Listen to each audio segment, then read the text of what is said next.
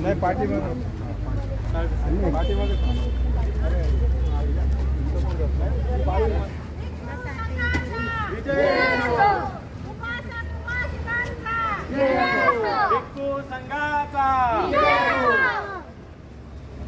भिक्खू संघाचा तथागत भगवान गौतम बुद्ध की जय। परम पूज्य बोधिसत्व डॉक्टर बाबासाहेब आंबेडकर की जय।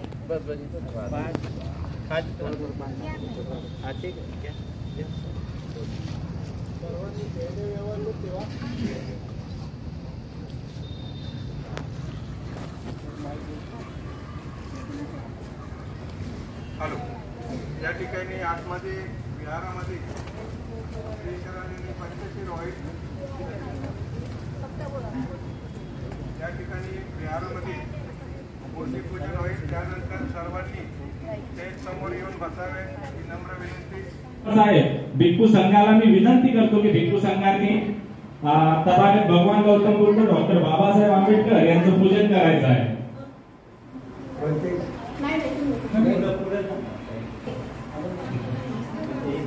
संस्कृती आहे आपली प्रकाशाची, शीतलता आहे त्या चंद्राची, दीप प्रज्वलनाने सुरुवात कार्यक्रमाची, हीच प्रथा आहे बौद्ध धर्माची.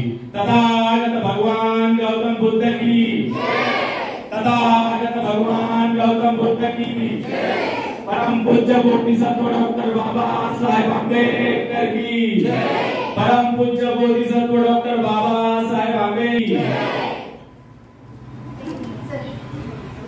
मान्यवरांच्या हस्ते सोबत भिक्खू संघाच्याही हस्ते इथं आपले आदर्श महामानव तथागत भगवान गौतम बुद्ध डॉक्टर बाबासाहेब आंबेडकर यांचं प्रतिमा पूजन आणि मूर्ती पूजन इथं संपन्न झालेलं आहे. तरी आपण सगळ्यांनी इथं त्रिवार अभिवादन करायचं आहे आणि सगळ्यांनी बाहेर येऊन बसायचं आहे. समाप्ती व कठीणची वरदान या सर्व कार्यक्रमाच्या निमित्ताने आपण आज इथं जमलेलो आहोत. मान्यवरांच्या हस्ते आजच्या कार्यक्रमाचं प्रतिमा पूजन, दीप धूप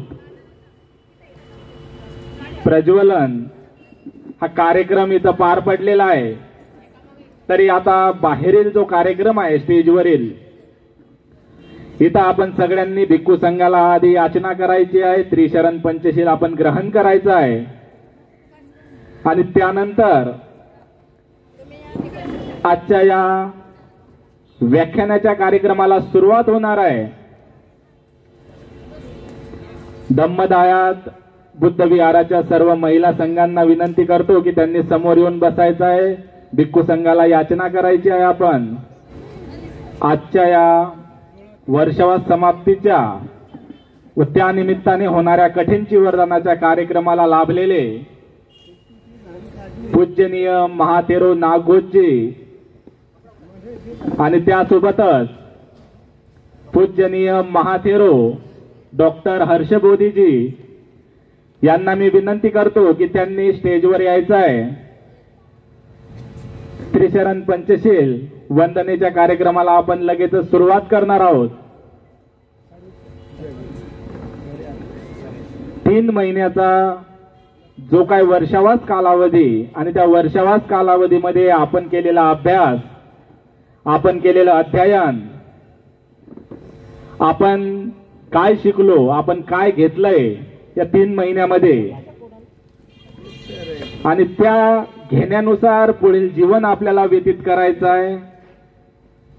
भिक्खू संघाला विनंती आहे की भिक्खू संघाने स्टेजवर यायचं आहे.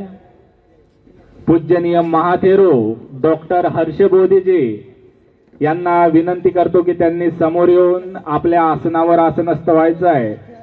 त्याचबरोबर आपल्या विहाराचे निवासी बनते पूजनीय महाथेरो नागघोषजी यांनाही माझी विनंती आहे की त्यांनी समोर स्टेजवर येऊन बसायचं आहे. वर्षावास समाप्तीच्या निमित्त आपण जे काय कठीणची वरदान करणार आहोत, त्या कठीणची वरदानाला सुरुवात होत आहे.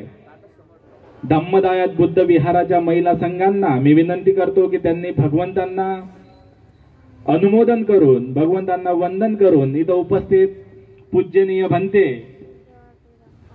महाथेरो नागघोष, पूजनीय भदंत डॉक्टर हर्षबोधी महाथेरो औरंगाबाद, पूजनीय भदंत बोधिधातू थेरो, पूजनीय भंते उपाली बोधी या सगळ्यांना चिवरदान करायचं आहे. पूजनीय भिक्खू संघांना हे चिवरदान देत आहो. इदं चिवरं भिक्खं भिक्खू संघस दानं देम पूजेम. हे कठीण चिवरदान आम्ही आमच्या विहारामध्ये पूजनीय भिक्खू नागघोष महाथेरो यांनी 3 महिन्याच्या कालावधीमध्ये वर्षावास केलेला आहे. भिक्खू संघाने हे चिवर दान द्यावे.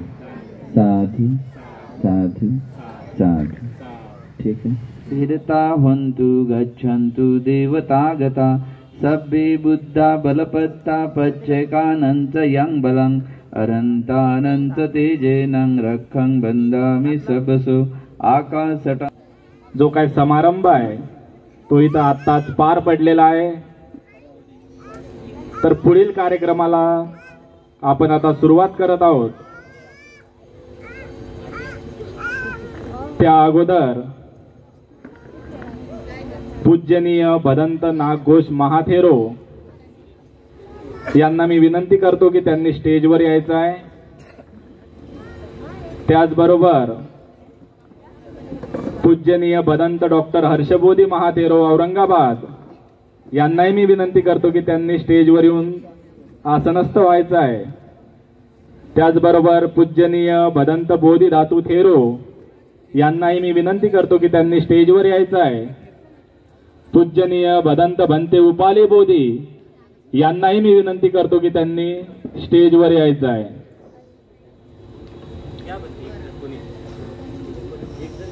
आपल्या विहारामध्ये गेले 3 महिने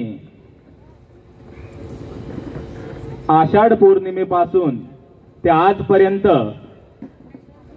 आपण इथं ग्रंथपठन व प्रवचन मालिका इथं घेत होतो आणि त्यामध्ये आपले इथं उपस्थित पूजनीय महाथेरो नागघोषजी यांनी पूर्ण वेळ आपल्या विहारासाठी दिलेला आहे. पूजनीय महाथेरो नागघोषजी यांच्याविषयी जर आपल्याला काही तात्पुरती किंवा थोडक्यात जर काही माहिती घ्यायची असेल तर 3 जानेवारी 1988 रोजी त्यांनी भिक्खू संघामध्ये प्रवचित झाले. त्यानंतर 25 जून 1996 मध्ये त्यांनी भिक्खू संघामध्ये उपसंपदा घेतली आणि त्यांनी 1992 मध्ये पुण्यामध्ये पहिला वर्षवास केला आणि त्यांच्या जीवनातील त्यांनी केलेले कार्य भरपूर आहेत. पण एखादं जर पाहायचं असेल तर वाडेगावचं बोधिवन बुद्ध विहार हे त्यांनी 2009 मध्ये निर्माण केलेलं आहे.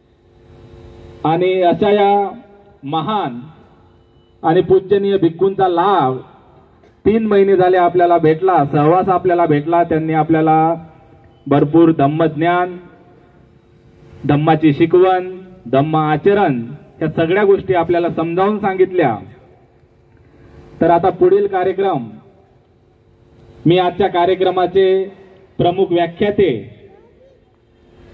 यांना विनंती करेन की त्यांनी वसंतजी साळवे यांना विनंती करेन की त्यांनी स्टेजवर येऊन आसनावर आसनस्थ व्हायचं आहे.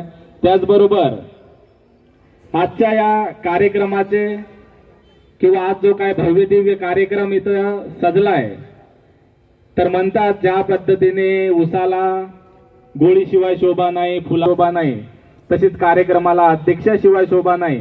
म्हणून आजच्या कार्यक्रमाचे अध्यक्षस्थान आपल्या धम्मदायात बुद्ध विहाराचे धम्मराज अशोक विचार व विकास मंचाचे अध्यक्ष सन्माननीय धाईंजे सरांनी स्वीकारावं अशी मी त्यांना विनंती करतो.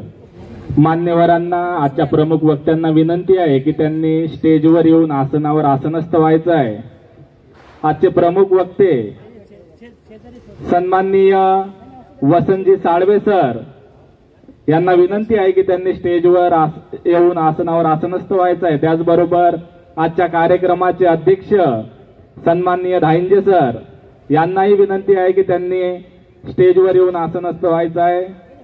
त्याचबरोबर आजच्या कार्यक्रमाला लाभलेले विलास घोगरे सर यांनाही विनंती आहे की त्यांनी स्टेजवर आसनस्थ व्हायचं आहे. त्याचबरोबर आजच्या कार्यक्रमाला लाभलेले उपप्राचार्य दगडूराम कटारिया यांनाही विनंती आहे की त्यांनी आसनावर आसनस्थ व्हायचं आहे. पुढील जो काही कार्यक्रम आहे थोडक्यात आपण इथं आलेले सन्माननीय व्याख्याते किंवा मान्यवर यांचा आपण सत्कार करणार आहोत. तरी आजच्या या कार्यक्रमाला लाभलेले प्रमुख व्याख्याते सन्माननीय वसंतजी साळवे सर यांचं पंचशील उपहार देऊन आणि पुष्पगुच्छ देऊन मी आर.जी. गायकवाड सरांना विनंती करेल की त्यांनी त्यांचा सत्कार करायचा आहे. आजच्या प्रमुख वक्त्यांचा सत्कार होत आहे. आपण सगळ्यांनी जोरदार टाळ्या वाजूया. त्याचबरोबर आजच्या कार्यक्रमाचे आपल्याला लाभलेले आपल्या विहाराचे अध्यक्ष सन्माननीय धाईंजे सर यांचा सत्कार गुलाब पुष्प देऊन सत्कार करायचा आहे. या गोगरे सर.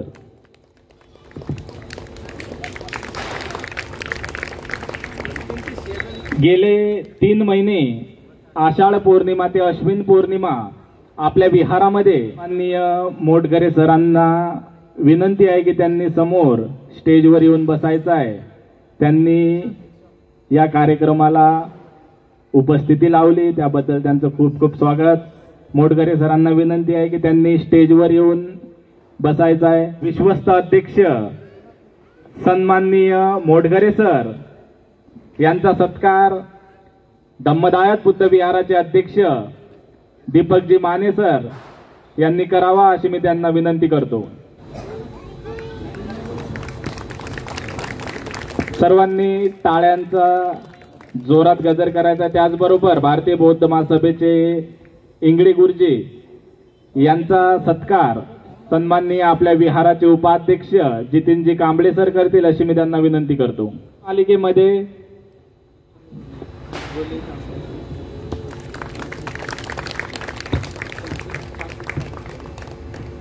हडपसरवरून भारतीय बौद्ध महासभाचे इंगोले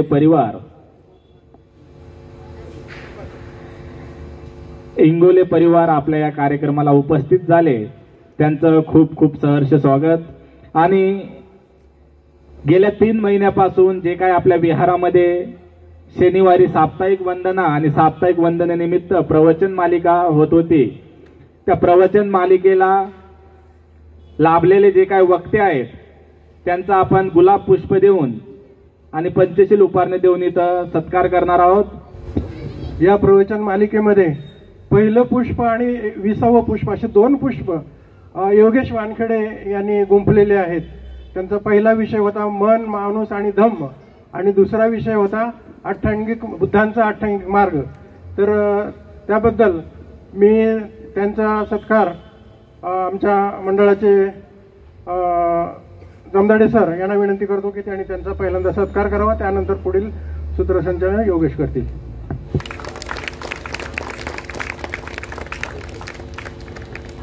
धन्यवाद सगळ्यांचं.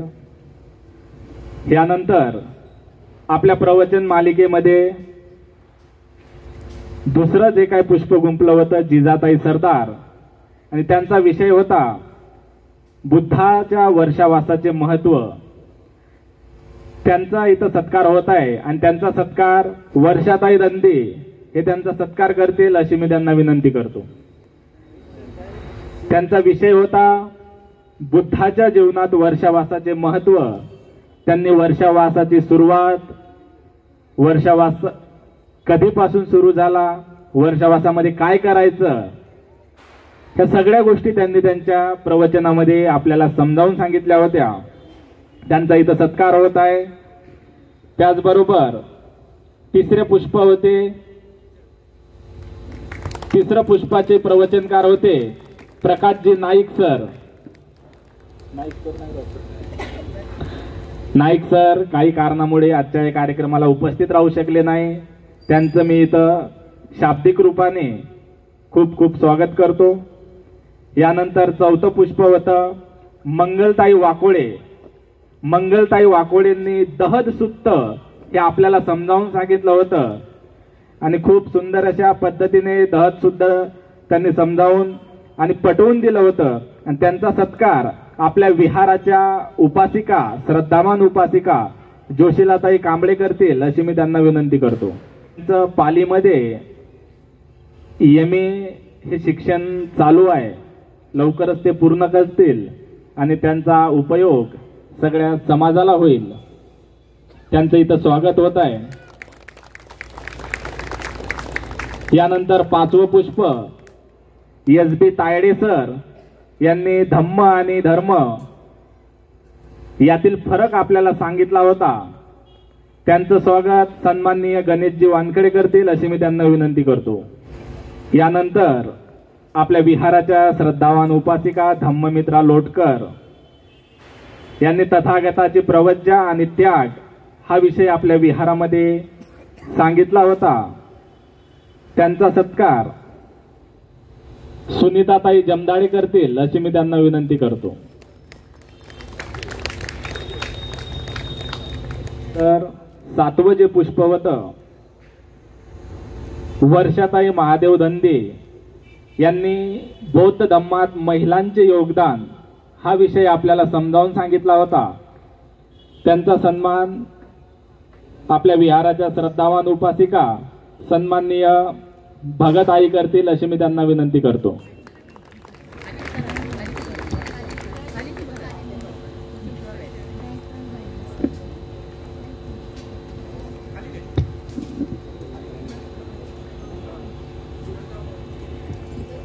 यानंतर पोंडे गावचे उपसरपंच सन्माननीय दीपक यांनी आपल्या विहारामध्ये 8वं पुष्प गुंफलं होतं आणि त्यांचा विषय होता लोकशाहीर अण्णाभाऊ साठे यांचा सत्कार आपल्या विहाराचे श्रद्धावान उपासक सन्माननीय विकी भाऊ माने करतील अशी मी त्यांना विनंती करतो. यानंतर 9वे पुष्प सुखदेव पाटील सर यांनी 15 ऑक्टोबर बाबासाहेबांचे भाषण हे आपल्याला समजावून सांगितले होते. त्यांचंही मी इथं शाब्दिक स्वागत करत आहे.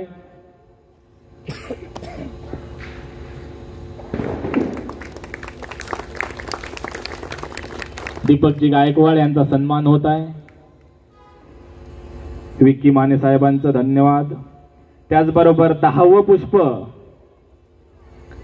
आपल्या विहाराच्या श्रद्धावान उपासिका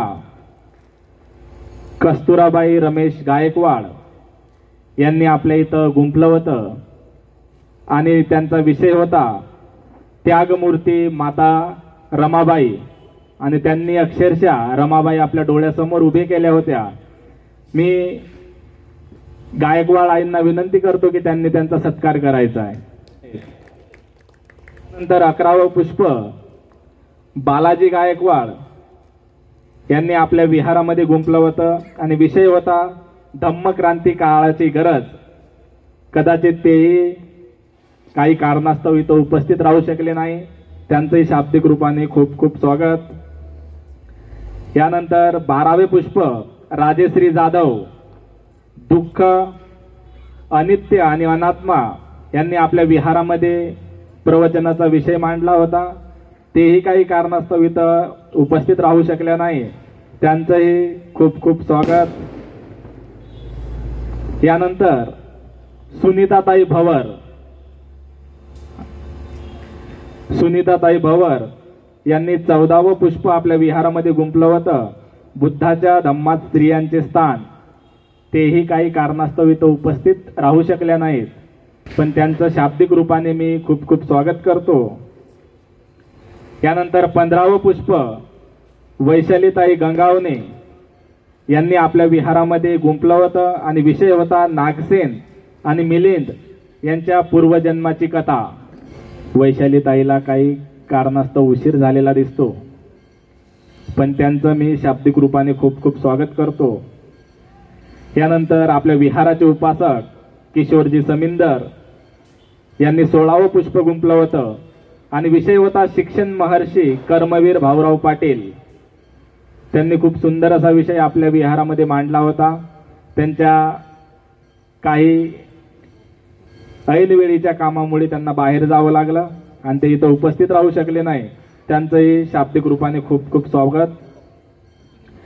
यानंतर शिवराम कांबळे यांनी 17वं पुष्प आपल्या विहारामध्ये गुंफलं होतं आणि त्यांचा विषय होता तथागताची सहिष्णुता आणि मानवता. तेही आजच्या या कार्यक्रमाला उपस्थित राहू शकले नाही, तरी त्यांचं मी शाब्दिक रूपाने खूप खूप स्वागत करतो. यानंतर सन्माननीय लताताई दळवी यांनी आपल्या विहारामध्ये 18वं पुष्प गुंफलं होतं आणि त्यांचा विषय होता डॉक्टर बाबासाहेब आंबेडकरांची धम्मक्रांती. ते पण काही कारणास्तव इथं उपस्थित राहू शकले नाही, पण त्यांचं शाब्दिक रूपाने मी खूप खूप स्वागत करतो. त्यानंतर 19वं पुष्प JP गायकवाड धम्मचक्र प्रवर्तन दिन असा त्यांचा विषय होता. त्यांचंही मी शाब्दिक रूपाने खूप खूप स्वागत करतो. आणि यानंतर 21वं पुष्प प्राध्यापक रमेशचंद्र जमदाडे सर यांनी आपल्या विहारामध्ये 21वं पुष्प गुंफलं होतं आणि त्यांचा विषय होता स्वातंत्र्यपूर्व काळात अस्पृश्यांचे कार्य. आणि त्यांनी एकदम म्हणजे एखाद्या व्याख्यानाची बांधणी कशी असावी, सुरुवात कशी असावी, मध्य कसा असावा आणि शेवट कसा असावा आपल्या प्रवचनातून त्यांनी दाखवून दिलं. आणि अशा व्याख्यात्यांचं स्वागत इथं उपस्थित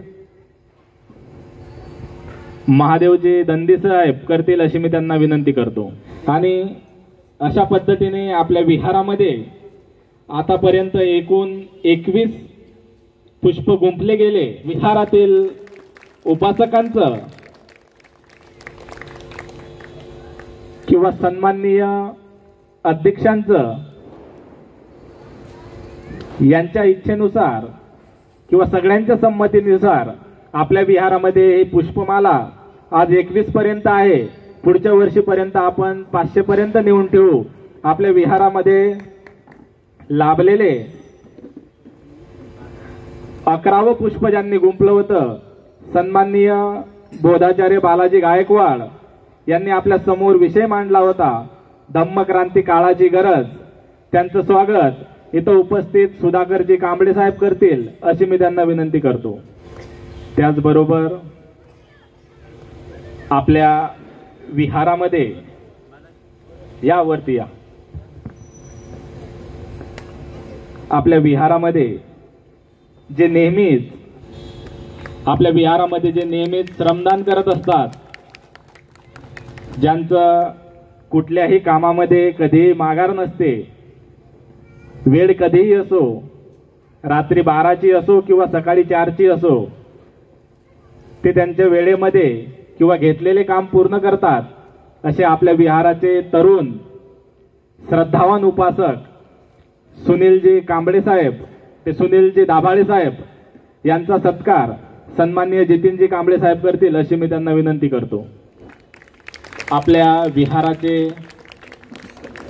श्रद्धावान उपासक कोरवाराप्पा यांनाही विनंती आहे की त्यांनी स्टेजवर यायचं आहे. उपस्थित कार्यक्रमाला सूर्यवंशी साहेब यांचा सत्कार सन्माननीय आपल्या विहाराचे श्रद्धावान उपासक कोरवाराप्पा करतील अशी मी त्यांना विनंती करतो.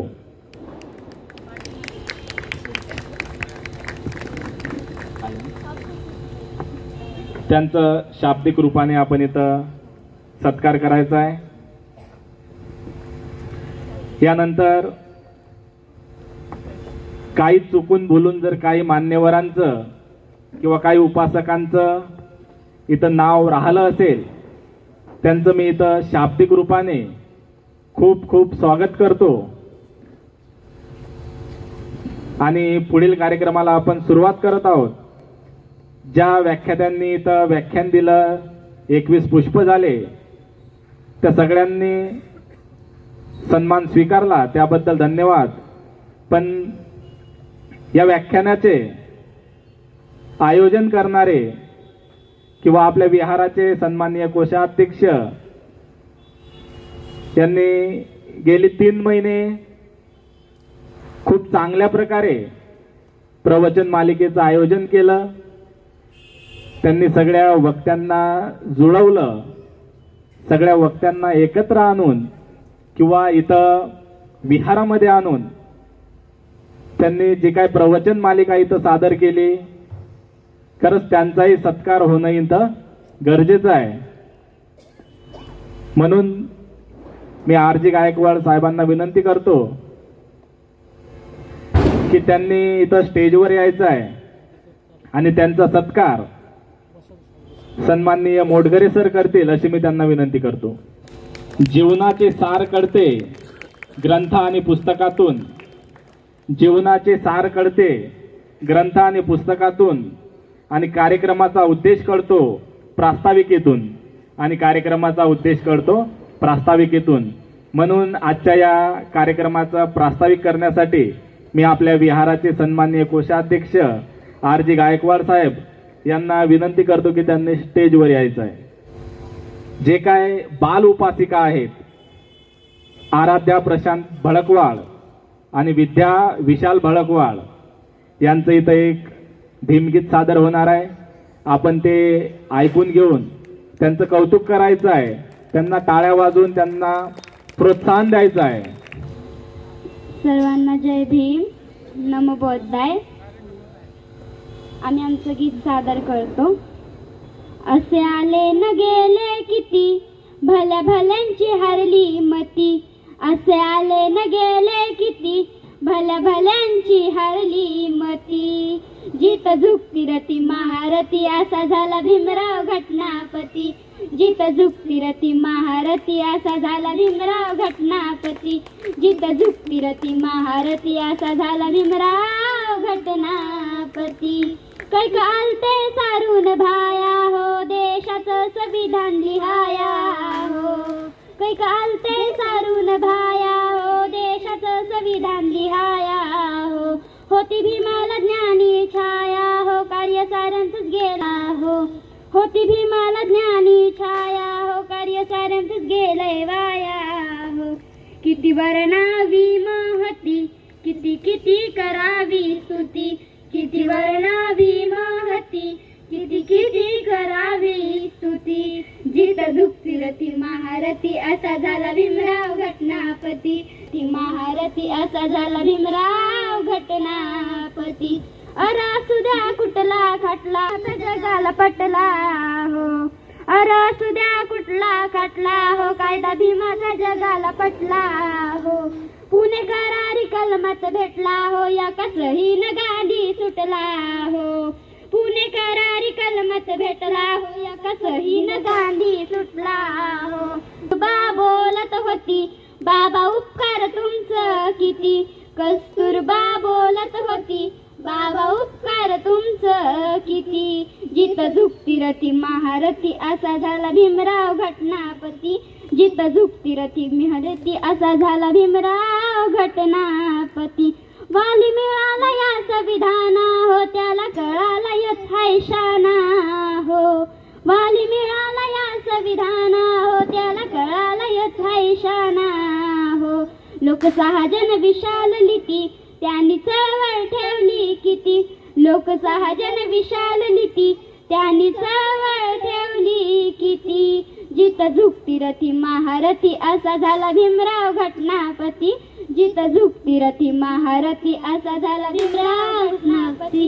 जित झुकती रथी महारथी, असा झाला भीमराव घटनापती. थँक्यू. यानंतर प्रास्ताविकेच्या आधी सुंदर अशा गीताने बाल उपासिकांनी आपलं स्वागत केलेलं आहे.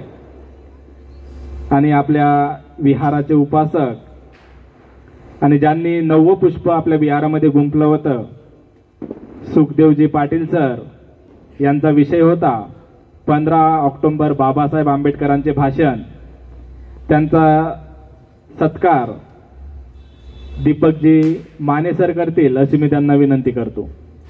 सहकार मंत्रालयामध्ये सहाय्यक उपायुक्त म्हणून त्यांनी नोकरी केलेली आहे आणि आता ते रिटायर आहेत.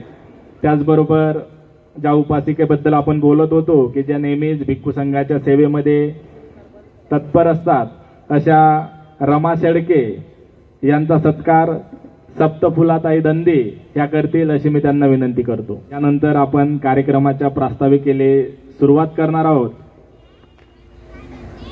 प्रास्ताविका सादर करण्यासाठी मी विहाराचे कोषाध्यक्ष सन्माननीय RG गायकवाड साहेब यांना विनंती करतो की त्यांनी स्टेजवर यायचं आहे. आपल्याला आत्ताच ज्या मुलींनी सुंदर अशा गीताने आपलं स्वागत केलं, आराध्या भडकवाळ आणि विद्या भडकवाळ या दोघींचाही सत्कार इथं विजय वाकोडे सर आणि चौतमाल सर या दोघांच्या हस्ते त्यांचा सत्कार होणार आहे. तर या दोघांनी समोर यायचं आहे.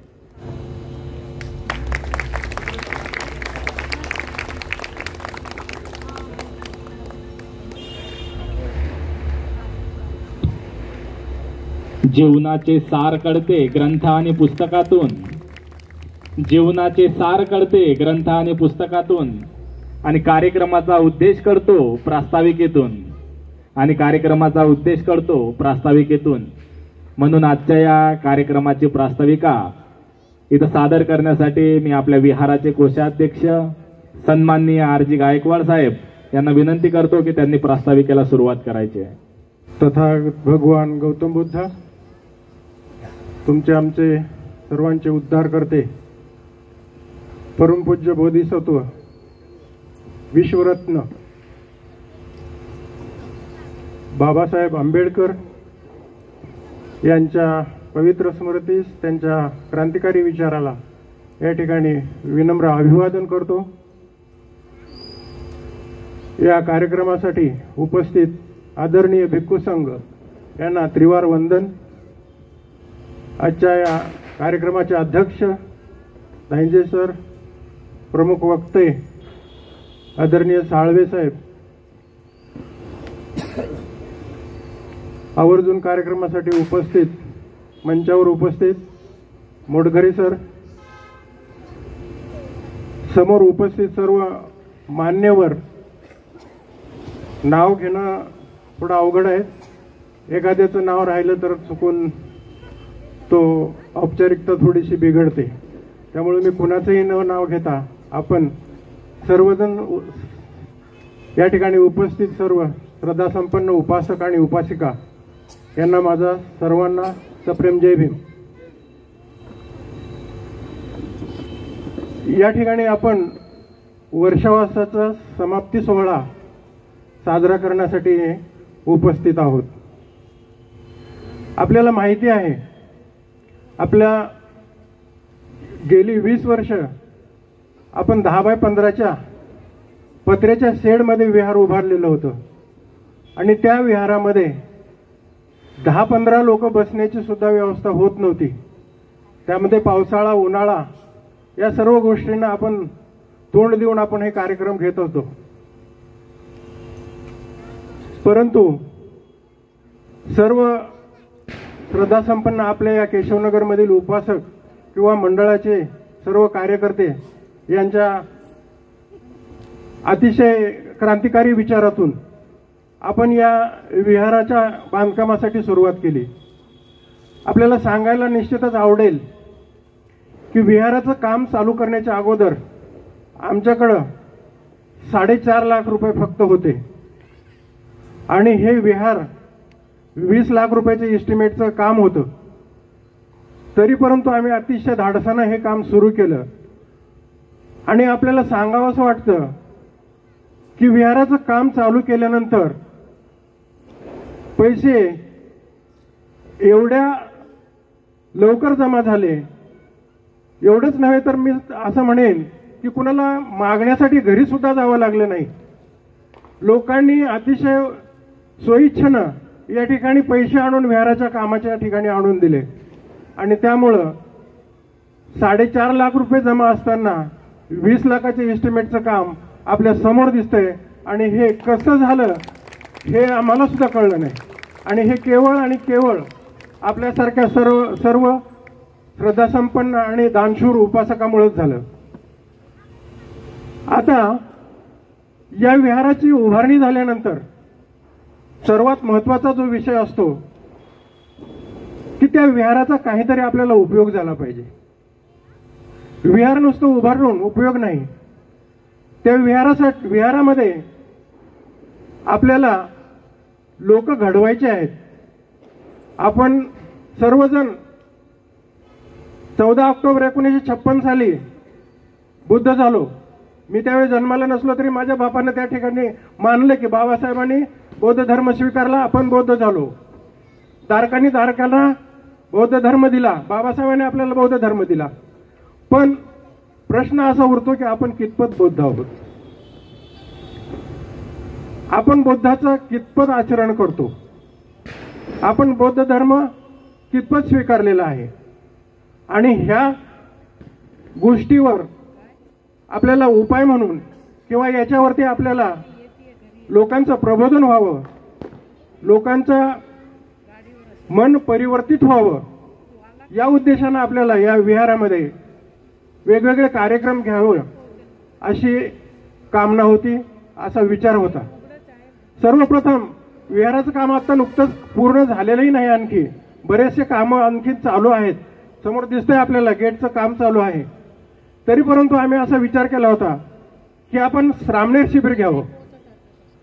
पण मित्र, तुम्हाला सांगायला काही वावगं नाही, श्रामणेर शिबिर खर्चाची बाब होती आणि सारखा बोज, पैशाचा बोज आपल्या उपासकावर देणं हे कितपत योग्य आहे.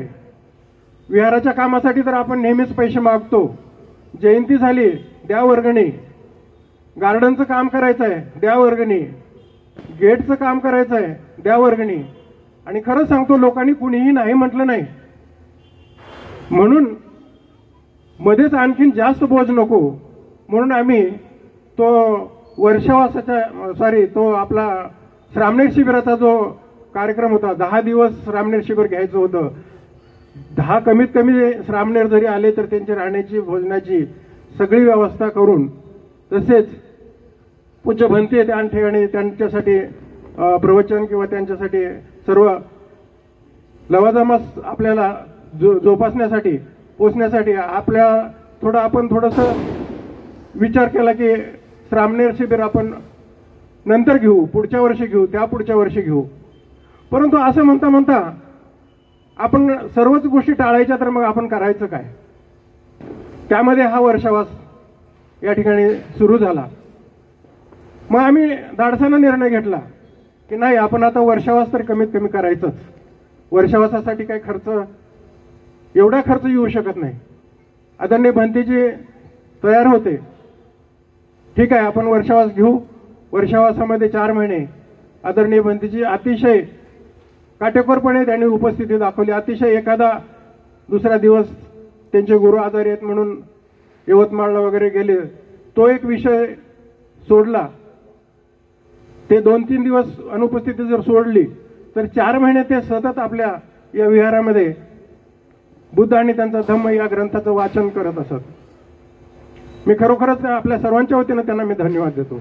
आणि ज्या वेळी भंतेजी नसायचे त्यावेळी आमचे योगेश वानखेडे आणि स्वातीताई वाघमारे या ग्रंथ वाचन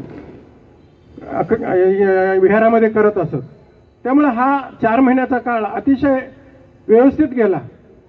काही लोकांना एवढी सवय झाली होती की 6 वाजली की विहाराकडे आपोआप त्यांचे पाय वळायचे आणि ग्रंथ वाचनासाठी आपल्याला जायचं आहे, ग्रंथ श्रवण करण्यासाठी आपल्याला जायचं आहे. आणि म्हणून ते अतिशय श्रद्धेने यायचे. आणि बाबासाहेबांना सांगितलेलंच आहे की सर्व विहार हे बुद्ध धर्माच्या प्रचाराचे केंद्रबिंदू झाले पाहिजेत. आणि त्याच धर्तीवर आपल्याला या ठिकाणी या विहारातून आपली चळवळ उभी करायची आहे असं मला या ठिकाणी वाटतं. आणि आम्ही हा वर्षावास अतिशय चांगल्या प्रकारे झाला असं म्हणायला काहीच हरकत नाही. आजची उपस्थितीचा विषय थोडासा जर बाजूला आपण ठेवला, कारण आता थोडासा लोक बाहेरगावी पण गेलेले असण्याची शक्यता आहे. आणि किती लोक आहेत याच्यापेक्षा आपण किती श्रद्धेनं हे काम करतो, किती श्रद्धेनं हा कार्यक्रम घेतो याला खूप महत्त्व आहे. मग या वर्षावासाच्या ह्याच्यामध्ये ग्रंथवाचन तर झालंच, परंतु आम्ही दर शनिवारी आमच्याकडं साप्ताहिक वंदना वर्षानुवर्ष असते, जेव्हापासून पत्र्याच्या शेडचं विहार झालं तेव्हापासून. परंतु वर्षावासामध्ये आम्ही एक असा निर्णय घेतला की दर शनिवारी आपण प्रवचन मालिका चालू करू. आणि चांगले तर वक्ते येतातच, चांगले प्रवचन तर आपण नेहमीच ऐकतो, परंतु आपल्या विहारामध्ये नियमित येणारे परंतु जे स्टेजवर येऊ शकत नाही, स्टेज करेज नाहीये, ज्यांचा अभ्यास नाहीये, अशा लोकांना आपण जर पुढे बोलवलं आणि त्यांना अभ्यासाची संधी दिली, बोलण्याची संधी दिली, तर निश्चितपणे हे तयार होतील. हा एक अट्टहास घेऊन आम्ही हा प्रवचन मालिकेचा कार्यक्रम चालू केला. आणि तुम्हाला सांगायला खरोखरच आनंद होतो, चांगले वक्त्यांचं आपण प्रवचन ऐकतोच, परंतु नवीन लोकांचे जे प्रवचन आहेत त्या प्रवचनामध्ये खरोखरच एक वेगळा आनंद आहे. कारण जे कधी न वाचणारे, कधी न अभ्यास करणारे, त्या प्रवचनाच्या निमित्तानं ते अभ्यास करू लागले. आणि कसे का असत नाही, थोडा वेळ असो, 15 मिनिट असो, अर्धा तास असो, पण काही वक्त्यांनी तास बोलले आणि खरोखरच त्यांचं कौतुक करावं असं वाटतं. आणि आता मुद्दाम आम्ही त्यांचा सत्कार या ठिकाणी ठेवला की त्यांना एक प्रोत्साहन मिळावं, त्यांना एक अभ्यासाची सवय लागावी आणि यातूनच ते घडतील असं मला या ठिकाणी वाटतं. त्याचप्रमाणे यापुढे सुद्धा आम्हाला या विहारामध्ये असे वेगवेगळे उपक्रम राबवायचे आहेत. कारण विहारामध्ये जर उपक्रम नाही राबवले तर त्या विहाराला अर्थ राहत नाही, मी परत एकदा सांगतो. म्हणून आपल्याला विहारामध्ये अनेक उपक्रम या ठिकाणी राबवायचे आहेत, असा संकल्प आपण या ठिकाणी करतोय. यामध्ये संस्कार वर्ग असतील, मेडिटेशन असेल, करिअर मार्गदर्शन असेल, धम्मशिबिर असेल, असे एक ना अनेक आपण कार्यक्रम करू. सर्व महापुरुषांच्या जयंती असतील, सर्व महापुरुषांचे स्मृती दिन असतील, आणि अशा स्वरूपामध्ये आपण या विहाराची ऍक्टिव्हिटी जर केली तर निश्चितपणे आपलं विहार या पुण्यामध्ये एक चांगलं विहार म्हणून आपल्याला निश्चितपणे बघायला मिळेल, ऐकायला मिळेल. पुण्यामध्ये बरेच विहार आहेत, आपल्याला माहिती आहे, प्रत्येक एरियामध्ये विहार आहेत. परंतु एक लक्षात घेण्यासारखी गोष्ट आहे, प्रत्येक विहाराला भंतीची लाभत नाहीये, परंतु आपल्या विहाराला निवासी भंतीची लाभलेली आहे. आणि आपल्याला विनंती आहे की त्या भंतीजीचा खऱ्या अर्थानं आपण फायदा करून घेतला पाहिजे. त्यांच्याकडनं आपल्याला धम्म श्रवण करून घेतला पाहिजे. आपण धम्माचे खरे पाईक कशा पद्धतीनं व्हायचं हे त्यांच्याकडून शिकलं पाहिजे. आपल्या विहाराचं नाव आहे धम्म दायात बुद्ध विहार, मग आपण धम्माचे दायात कसे व्हायचे हे आपण निश्चितपणे दाखवून दिलं पाहिजे. एवढंच या ठिकाणी मी सांगू इच्छितो. या प्रास्ताविकच्या निमित्तानं मी आपल्या या ठिकाणी उपस्थितांच्या सर्वांचं मनपूर्वक असं स्वागत करतो आणि या ठिकाणी थांबतो. जय भीम. सरांनी खूप सुंदररीत्या आपलं प्रास्ताविक इथं आणि आपल्या विहाराचं निर्मिती, आपल्या विहाराचे ध्येय, वर्षावासात भंतेजीचं योगदान आणि विहार महत्वाचं म्हणजे त्यांनी सांगितलं की हे विहार मनोरंजनाचं नाही तर सामाजिक क्रांतीचं ठिकाण व्हावं. आणि गर्दी कितीही असो, गर्दीपेक्षा दर्दी लोक हवेत. खरंच त्यांचं करावं तेवढं कौतुक, त्यांचा करावं तेवढा सन्मान किंवा मानावे तेवढे आभार हे कमीच आहेत.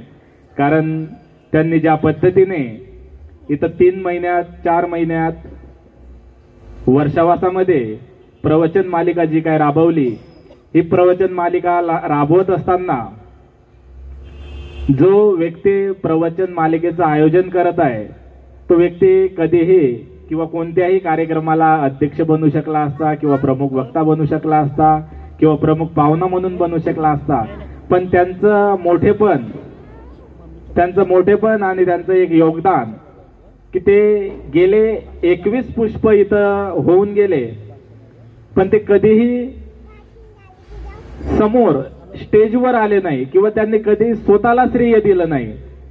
हे असंच आपल्याला महत्वाचे लोक आपल्याला लाभतात किंवा आपल्याला भेटतात, आपल्या जीवनामध्ये येतात, त्यांचं खरंच आपण खूप खूप आभार केलं पाहिजे. आणि यानंतर आपल्या विहाराच्या उपासिका आहेत ज्या आपलं इथं 3 महिन्यातील वर्षावासातील झालेल्या जे काही घटना आहेत त्याच्याबद्दल आपलं मनोगत व्यक्त करणार आहेत. तर वर्षावासानिमित्त झालेल्या प्रवचन मालिका, झालेले उपक्रम यावर आपलं मनोगत व्यक्त करण्यासाठी मी सर्वप्रथम वर्षाताई दंदी यांना विनंती करतो की त्यांनी स्टेजवर येऊन आपलं मनोगत व्यक्त करायचं आहे. शांतीचा संदेश देणारे, विश्वाला शांतीचा संदेश देणारे महाकारुणिक तथागत भगवान गौतम बुद्ध, तुमचे आमचे सर्वांचे उद्धारदाता डॉक्टर बाबासाहेब आंबेडकर, माता रमाई, माता सावित्री आणि असे महान थोर विचारवंत यांना माझे कोटी कोटी प्रणाम. वंदनीय भंते संघ यांना माझे त्रिवार वंदन. आदरणीय मंच आणि इथे उपस्थित असलेले माझे बंधू आणि भगिनी यांना माझा भावपूर्व जय भीम. आज इथे मला मनोगत सांगण्याची जी संधी दिली त्याबद्दल धन्यवाद. आपलं वर्षवासाचा आज इथे कार्यक्रम आयोजित केलेला आहे. वर्षवास म्हणजे काय तर वर्षवास, वर्षा आणि वास म्हणजे निवास. वर्ष म्हणजे पाऊस. पावसाळ्यात ज्या ठिकाणी एकाच ठिकाणी वास्तव्य करून प्रवचन केलं जातं, उपस्थित संघांना, उपस्थित उपासक उपासिकांना प्रवचन देऊन धम्माचं ज्ञान दान दिलं जातं, ते वर्षवास. पूर्वी खूप पाऊस पडायचा आणि बुद्धांनी सांगितल्याप्रमाणे संघ, भिक्षू संघ हे चारही दिशेला जाऊन धम्माचं ज्ञान दान देत होते. पण बऱ्याच वेळेस पावसात रस्ते नव्हते, पाऊस खूप पडायचा, त्यामुळे बरेचसे भिक्षू संघ आजारी पडायचे, बरेचसे पुरात वाहून सुद्धा जायचे आणि बऱ्याचशा वेळेस ते चालत जायचे, त्यामुळे ते बऱ्याचशा वेळेस शेतातून जायचे, शेतातून रस्ता असल्यामुळे, आणि त्यांच्या पायाखाली जे शेतकऱ्यांचं पीक होतं, छोटे छोटे जे रोपटे होते ते पायाखाली जात होते आणि त्यांचं नुकसान होत होतं. आणि हे सर्व बुद्धांना जेव्हा कळलं तेव्हा बुद्धांनी सांगितलं की आषाढ पौर्णिमेपासून ते आश्विन पौर्णिमेपर्यंत हा जो कालावधी आहे, या कालावधीमध्ये, या पावसाळ्याच्या कालावधीमध्ये भिक्खू संघ हा एका ठिकाणी वास्तव्य करून तिथल्या जनांना, जिथल्या लोकांना त्यांचं कल्याण होईल असं प्रचार करणार, असा प्रचार आणि प्रसार करणार आहे. आणि त्याच हेतूने आपल्या इथं जे वर्षवासाचा कार्यक्रम आपल्या इथं आयोजित केला होता, खरंच खूप सुंदर हा कार्यक्रम आयोजित केलेला होता. आणि आपल्या इथं रोज ग्रंथपठण होत होतं आणि आपल्या इथं जे 21 पुष्प आपल्या इथं गुंफल्या गेलेले आहेत, त्या निमित्ताने उपासक उपासिका येऊन त्यांचा अभ्यास त्यांनी केलेला आहे. बऱ्याच वेळेस काय होतं की आपल्याला माहिती असतं आणि बऱ्याचशा गोष्टी आपण ऐकत असतो, त्याच फक्त आपल्याला माहिती असतात आणि आपण कधी पुस्तक वाचलेलं नसतं किंवा आपण त्याचा अभ्यास करत नाही. आपल्याला माहिती आहे, ह्या गोष्टी माहिती आहे, फक्त एवढंच असतं. आणि जेव्हा आपण त्याचा अभ्यास करतो तेव्हा ते सखोल आपल्याला माहिती पडतं. त्या निमित्तानं इथे जे 21 पुष्प गुंफल्या गेल्या आहेत, 21 जे प्रवचन मालिका होती, त्या सगळ्यांनी अभ्यासपूर्वक, आणि बऱ्याचशा माझ्या मैत्रिणी आहेत की त्यांनी कधी स्टेजवर गेलेल्या नाही आहेत, त्यासमोर कधी बोलल्या नाही आहेत, पण त्यांना सुद्धा ती संधी मिळालेली आहे आपल्या विहारामध्ये. तर खूप सुंदर असा उपक्रम हा आपल्या इथं राबवला गेलेला आहे. त्यानिमित्ताने त्यांना बोलण्याची संधी मिळाली आहे, त्यांचं वक्तव्य मांडण्याची संधी त्यांना मिळालेली आहे आणि आज मला इथं मनोगत व्यक्त करण्याची जी संधी मिळाली आहे त्याबद्दल सर्वांचे धन्यवाद. जय भीम. वर्षाताई दंदींनी अगदी कमी वेळात आपल्या विहारामध्ये घडलेल्या घटना या सगळ्या आपल्याला इथं सविस्तर सांगितलेल्या आहेत. तरी आपल्या विहाराच्या श्रद्धावान उपासिका सन्माननीय स्वातीताई वाघमारे यांना मी विनंती करेन की त्यांनी इथं आपलं मनोगत आणि आपला अनुभव इथं व्यक्त करायचा आहे. त्यांनी 3 महिन्यामध्ये बरेच वेळा खूप सुंदररित्या अशा त्यांनी ग्रंथपठण केलेलं आहे. बुद्ध आणि त्यांचा धम्म हा ग्रंथ त्या वाचत होत्या आणि त्यांचं वाचन किंवा त्यांचं बोलणं एवढं गोळ आहे आणि एवढं मुद्देसूद ते वाचतात की ते वाचत जरी असल्या तरी पण आपल्याला तो सगळा ग्रंथ किंवा जे काही वाचत आहेत ते सगळं आपल्याला कळतंय. असं त्यांचं मधुर वाणी आहे आणि सविस्तर असं स्पष्टीकरण ते करत होत्या. त्यांना मी विनंती करेन की त्यांनी आपलं मनोगत इथं व्यक्त करायचं आहे. संपूर्ण विश्वाला शांतीचा संदेश देणारे महाकारुणिक तथागत भगवान गौतम बुद्ध, महामानव विश्वरत्न बोधिसत्व डॉक्टर बाबासाहेब आंबेडकर यांना त्रिवार अभिवादन. सर्व महामानवांच्या विचारांना व कार्याला त्रिवार अभिवादन. धम्ममंचकावर उपस्थित सर्व पूज्य भंतेंना त्रिवार वंदन. समाप्ती कार्यक्रमास उपस्थित मान्यवर आणि उपासक व उपासिकांना माझा मैत्रीपूर्ण जय भीम. आजच्या कार्यक्रमाचा उद्देश थोडक्यात मी तुम्हाला सांगते. आपण सर्व वर्षवासाच्या समाप्तीच्या सोहळ्यासाठी इथे एकत्रित आहोत. वर्षवासाच्या काळात आपण घेतलेले कार्यक्रम आणि त्यांचे आपल्याला मिळालेले लाभ यांची थोडक्यात माहिती मी माझ्या मनोगताद्वारे आपणा सर्वांसमोर सादर करत आहे. वर्षवासाचे महत्त्व आणि माहिती. वर्षवास ही बुद्ध काळापासून चालत आलेली परंपरा आहे. वर्षा म्हणजे पाऊस आणि वास म्हणजे निवास. पावसाळ्याच्या काळात म्हणजेच आषाढ पौर्णिमेपासून ते अश्विन पौर्णिमेपर्यंत चालू असलेला हा काळ. या काळात अनेक प्रबोधचे आयोजन केले जाते. हा अत्यंत महत्त्वाचा असा कालावधी समजला जातो. आपणा सर्वांना माहीत आहे की पावसाळ्यामध्ये अनेक जीवजंतू बाहेर पडतात. त्यांचा धोका चारिकेसाठी बाहेर पडलेल्या भिक्खूंना होत असे. त्या काळात वाहतुकीची साधने उपलब्ध नव्हती. भिक्खूंना धम्मप्रचारासाठी पायी चारिका करत रानावनात नदी नाले पार करत जावे लागत असे. ते खूप त्रासाचे होत असे. भिक्खूंना अनेक आजार होत असत. बरेच वेळा त्यांच्या जीवाला धोकाही पोचत असे. भिक्खूगण चारिका करत असताना बरेच जीवजंतू त्यांच्या पायीही तुडवले जात असत. तथागतांच्या अहिंसेच्या तत्वाविरुद्ध हे सर्व होत होते. त्यामुळे पावसाळ्याच्या कालावधीत भिक्खूंनी चारिका न करता विहारातच थांबावे, तिथेच वास्तव्य करावे, ध्यानधारणा करावी, धम्माचा अभ्यास, चिंतन, मनन करावे, उपासक व उपासिकांना धम्माचे उपदेश करावा, जगातील समस्त जीवजंतूचे कल्याण साधण्यासाठी मंगलमय कामना करावी, अशा सर्व प्रकारासाठी तथागतांनी भिक्खूंना परवानगी दिली. अशा प्रकारे वर्षवासाची सुरुवात झाली आणि वर्षवासाची परंपरा तेव्हापासून आजपर्यंत सुमारे 2500 वर्षांपासून निरंतर अशी सुरू आहे. वर्षवासाचे स्वरूप. वर्षवासाचे स्वरूप सध्या पूर्णपणे बदललेले आहे. वर्षवासात म्हणजेच नेमके काय हे उपासक, वर्षवास म्हणजे काय हे नेमके उपासक व उपासिकांना समजले आहे. उपासकांच्या पुढाकाराने व सहकार्याने वर्षवासाचे आयोजन करण्यात विहारात प्रयत्न सुरू असतात.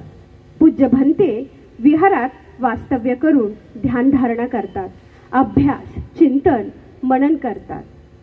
उपासकांना धम्माचे उपदेश करतात. ते आचरणशील बनतात. काही धम्मशील उपासक आपल्या घरी धम्माचे पालन करतात, उपसत करतात. ते आचरणशील बनतात. काही विहारांमध्ये डॉक्टर बाबासाहेब आंबेडकरांनी लिहिलेला भगवान बुद्ध आणि त्यांचा धम्म या पवित्र धम्मग्रंथाचे वाचन करतात. पूज्य भंते घटनांचा अर्थ समजावून सांगतात. विहारामधून दैनंदिन बुद्ध, धम्म आणि संघ वंदना सामूहिकरित्या घेतल्या जातात. धम्मज्ञानी वक्त्यांची व्याख्यानेही आयोजित केली जातात. आपल्याही मुंढवा केशवनगर या भागातील धम्मदायात बुद्धविहारात देखील असाच वर्षवासाचे आयोजन करण्यात आलेले होते. पूज्य भंते नागघोष महाथेरो यांनी भगवान बुद्ध आणि त्यांचा धम्म या ग्रंथाचे दैनंदिन वाचन केले आणि त्यातील अर्थ आम्हा सर्व उपासकांना समजावून सांगितला. सामूहिक वंदना, उपस्थित उपासकांचा व्यक्तिमत्व विकास व्हावा आणि धम्माचा अभ्यास वाढावा म्हणून त्यांनी अनेक वेगवेगळ्या विषयांवर प्रवचन करण्याची संधी दिली. योग्य ते मार्गदर्शन केले. तसेच खीरदानाचेही अनेक कार्यक्रम झाले. आपल्या विहारात आत्तापर्यंत दर शनिवारी सुमारे 22 व्याख्याने आयोजित करण्यात आली होती आणि या व्याख्यानांचे जे विषय होते तेही मी थोडक्यात सांगते. यामध्ये निवडक महिला व पुरुष वक्त्यांनी वर्षावासाचे महत्त्व, मन, माणूस आणि धम्म, धर्मातील फरक, तथागतांची परिवज्जा, धम्मात महिलांचे स्थान व योगदान, धम्मचक्र प्रवर्तन दिन, त्यागमूर्ती माता रमाई, धम्मक्रांती ही काळाची गरज, दुःख, अनित्य, अनात्मा, धम्म आणि आजची तरुण पिढी, तथागत बुद्धांची सहिष्णुता, मानवता, नागसेन व मिलिंद यांची पूर्वजन्माची कहाणी, शिक्षण महर्षी कर्मवीर भाऊराव पाटील यांच्याविषयी माहिती, जयमंगल अठ्ठगाथा आणि स्वातंत्र्यपूर्व काळातील दलित उद्धारांचे कार्य, डॉक्टर बाबासाहेबांचा दिनांक 15 ऑक्टोबर 1956 रोजीचा भाषणातून धम्म अनुयांना धम्मात संदेश, डॉक्टर बाबासाहेब आंबेडकरांची धम्मक्रांती या सर्व महत्त्वपूर्ण विषयांवर आपल्या विहारामध्ये व्याख्याने झाली. वर्षावासाचे आपल्याला अनेक फायदे होतात. त्यापैकी काही या व्याख्यानातून उपासकांचे चांगले वाचन झाले, धम्माचे ज्ञान त्यांना मिळाले, उपासकांमध्ये संवाद वाढला, एकोपा निर्माण झाला, सामाजिक भान वाढीस लागले. मीही खूप व्यस्त असते, पण मीही थोडा वेळ काढून जेव्हा विहारामध्ये आले तेव्हा मलाही धम्माची खूप काही माहिती मिळाली. मीही या काळात विहारात आले, मलाही याचे खूप फायदे झाले, मनशांती मिळाली. थोडा होई का होईना पण 3 महिन्यात थोडाफार स्वभावामध्ये फरक झाला. याचं उदाहरण मी सांगेल. मी शाळेमध्ये शिक्षिका आहे आणि 1ली ते 8वी पर्यंतचे वर्ग माझ्याकडे असतात. यापूर्वी विहारात येताना एवढी मुलं सगळ्यांना माहिती आहे, सगळ्यांची मुलं असतात, तर आपली मुलं सांभाळणं घरात 3 ते 4 खूप कठीण जातं. पण वर्गामध्ये शिक्षिकेसमोर 70 ते 80 किंवा 40, 50 अशी मुलं असतात तेव्हा शिक्षिकेची थोडी चिडचिड होते, कारण तिला अनेक अडचणी असतात. तिला वेळेमध्ये पोर्शन पूर्ण करायचा असतो, त्यांना चांगले संस्कार द्यायचे असतात, वेगवेगळे उपक्रम राबवायचे असतात. त्यामुळे साहजिक शिक्षिकेची थोडीफार चिडचिडही होत असते. सगळ्यांना आपले शिक्षक सगळ्यांना आठवत असतील की छडी लागे छमछम विद्या येई घमघम. पण सध्या आम्हाला असं काहीही अलाउड नाही आहे. म्हणजे संयमाने शाळा वर्ग सांभाळायचा, मुलं सांभाळायची, त्यांना घडवायचं अशी परिस्थिती आहे. आणि बऱ्यापैकी विहारात येण्याच्या आधी माझी हीच परिस्थिती होती की मीही थोडी चिडचिड करायची मुलांवर. पण विहारात आल्यामुळं येथील धम्माचं आचरण थोडंफार माझ्यामध्ये आलं, येत राहील आणि कायम येत राहील, अशीच मी सुधारत राहील.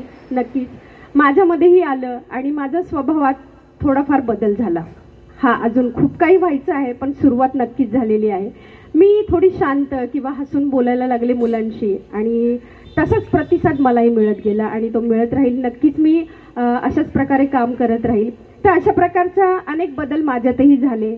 मलाही ग्रंथ वाचनाची संधी मिळाली, खूप छान वाटलं. यापूर्वी शिक्षिका असूनही कधीही मी हा ग्रंथ वाचलेला नव्हता. घरात पुस्तकं प्रत्येकाच्या असतात, बाबासाहेबांचे फोटो असतात, पण आपल्या सगळ्यांच्या दगदगीच्या जीवनात आपण याच्याकडे दुर्लक्ष करतो.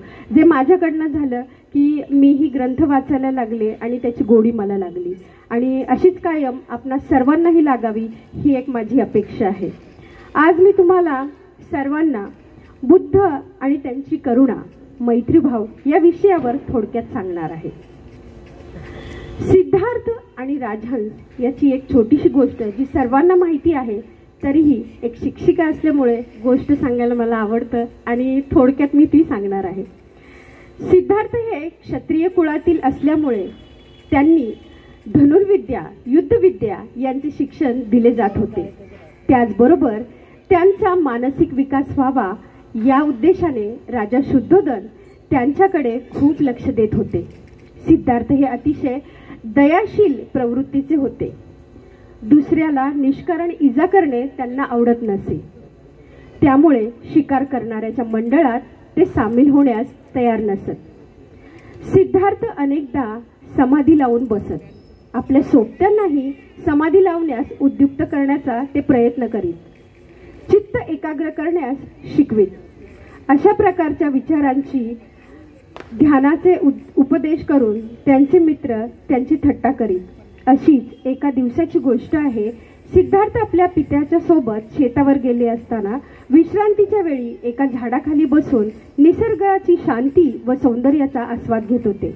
इतक्यात आकाशातून एक पक्षी त्यांच्या समोर पडला. त्या पक्षाला बाण लागला होता. तो त्याच्या शरीरात रुतला होता. त्यामुळे तो पक्षी घायल होऊन तळमळत पडला होता. त्याची वेदनेची जाणीव बुद्धांना झाली. त्या पक्षाला वाचवण्यासाठी ते पुढे गेले. अंगातील बाण उपटून काढला, जखमेवर पट्टी केली आणि त्याला वस्त्रात गुंडाळून त्याला ऊब देण्यासाठी आपल्या छातीजवळ हृदयाजवळ त्यांनी धरले. सिद्धार्थांना आश्चर्य वाटले की या निष्पाप पक्षाला कोणी मारले असावे. थोड्याच वेळात त्यांचा चुलत भाऊ देवदत्त शिकारीच्या सर्व सादरांसह तिथे आला. त्यांनी सिद्धार्थांना सांगितले की आकाशात उडत असलेल्या एका पक्षाला आपण बाण मारला आहे. तो पक्षी थोड्या अंतरावर उडत जाऊन इथेच कुठेतरी पडला आहे. तू पाहिला आहेस का? देवदत्तांनी त्यांना विचारल्यावर सिद्धार्थांनी होय म्हटले आणि थोडासा घायाळ झालेला पक्षी जो बरा झाला होता त्याला त्यांनी दाखवले. देवदत्तांनी त्या पक्षाची मागणी केली. मी शिकार केली आहे, तो पक्षी माझा आहे, तो तू माझ्या स्वाधीन कर. पण सिद्धार्थांनी ते नाकारले. त्यामुळे दोघांमध्ये तीव्र वाद झाला. देवदत्ते म्हणाले की या पक्षाचा मालक मी आहे, कारण शिकारीच्या नियमानुसार जो शिकार करतो तोच शिकारीचा मालक होतो.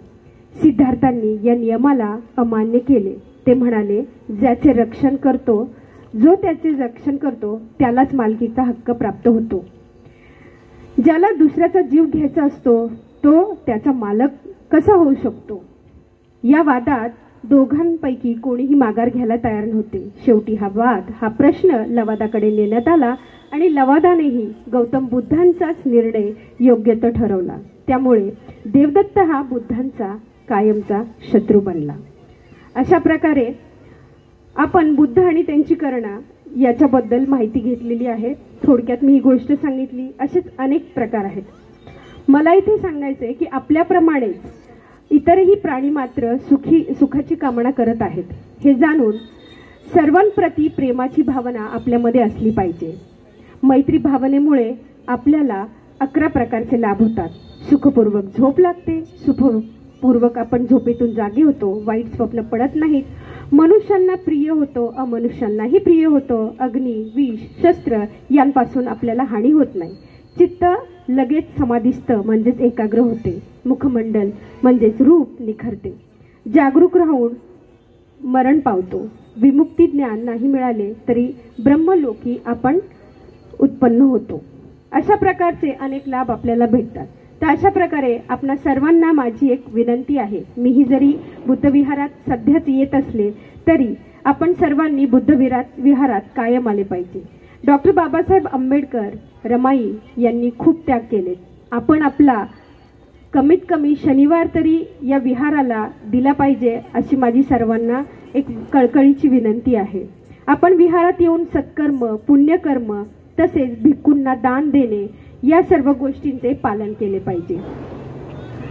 अशा प्रकारे दरवर्षी अशीच वर्षवासाची निमित्ताने अनेक कार्यक्रम आयोजित करण्याची, वाचनाची सवय, धम्मचारणाची सवय लागावी, धम्मभावना वाढीस लागावी, शिक्षणाचे महत्त्व वाढावे अशी मी अपेक्षा करते आणि आपणा सर्वांचे मंगल हो अशी कामना करते. मला माझं मनोगत सादर करण्याची संधी दिल्याबद्दल आयोजकांचे व आपणा सर्वांचे आभार मानते. नमो बुद्धाय. जय भीम.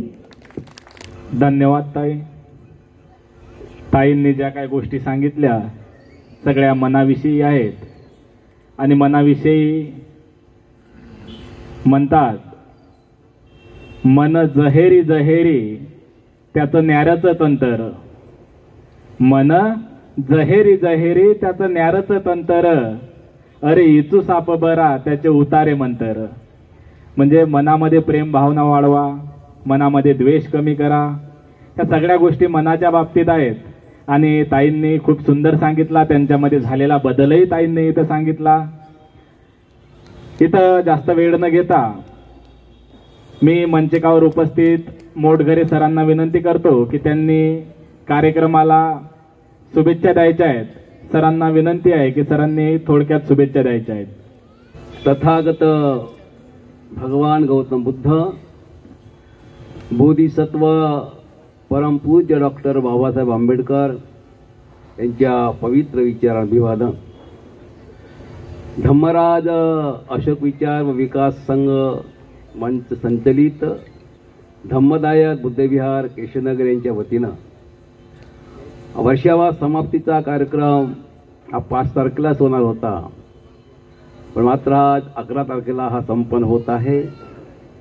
या कार्यक्रमाचे अध्यक्ष, या धम्मदायक बुद्धविहाराचे अध्यक्ष धायंजे सर, प्रामुख्याने या ठिकाणी उपस्थित असलेले आदरणीय भिक्खू संघ महाथेरो, आदरणीय नागूजी, आदरणीय हर्षबोधी महाथेरो, पूज्य भंत बोधिधातू, पूज्य भंते सुमंगल, पूज्य भंते बोधिराज आणि भंते उपाली. या कार्यक्रमाला प्रामुख्याने एक वक्ता म्हणून आंबेडकर चळवळीतील ज्येष्ठ नेते आणि आम्ही 1980 पासून ज्यांच्यासोबत आम्ही एकत्र सम्यक आंदोलनापासून काम करतो ते आमचे आदरणीय नेते वसंतरावजी साळवे साहेब, त्यांचं प्रामुख्याने तुम्हाला या ठिकाणी एक विचारवंताच्या माध्यमातून, चळवळीच्या माध्यमातून मार्गदर्शन होणार आहे. मी अधिक या ठिकाणी बोलणार नाही, याच्याकरता मी वक्ताही नाही, पण एक प्रामुख्याने बाबासाहेबांची जी चळवळ आहे पुढे येण्याकरता, जे साध्य करण्याकरता साधनांची अत्यंत आवश्यकता असते आणि जे साधन निर्मिती करता या परिसरातील कार्यकर्त्यांनी साधारणतः 20 वर्षापासून या विहारांच्या कार्यकर्त्यांची आम्ही संलग्न आहोत. प्रामुख्याने सुरुवातीच्या 20 वर्षापूर्वी ज्या ज्या कार्यकर्त्यांनी ही जागा मिळवण्याकरता आंदोलन केलं आणि त्या पद्धतीनं सरकारकडे मागणी करून त्यागही केला, आंदोलन केली, रोष स्वीकारला, त्या सर्व कार्यकर्त्यांचं मी संस्था प्रमुख म्हणून भारतीय बोलणे सर्वांचं अभिनंदन करतो.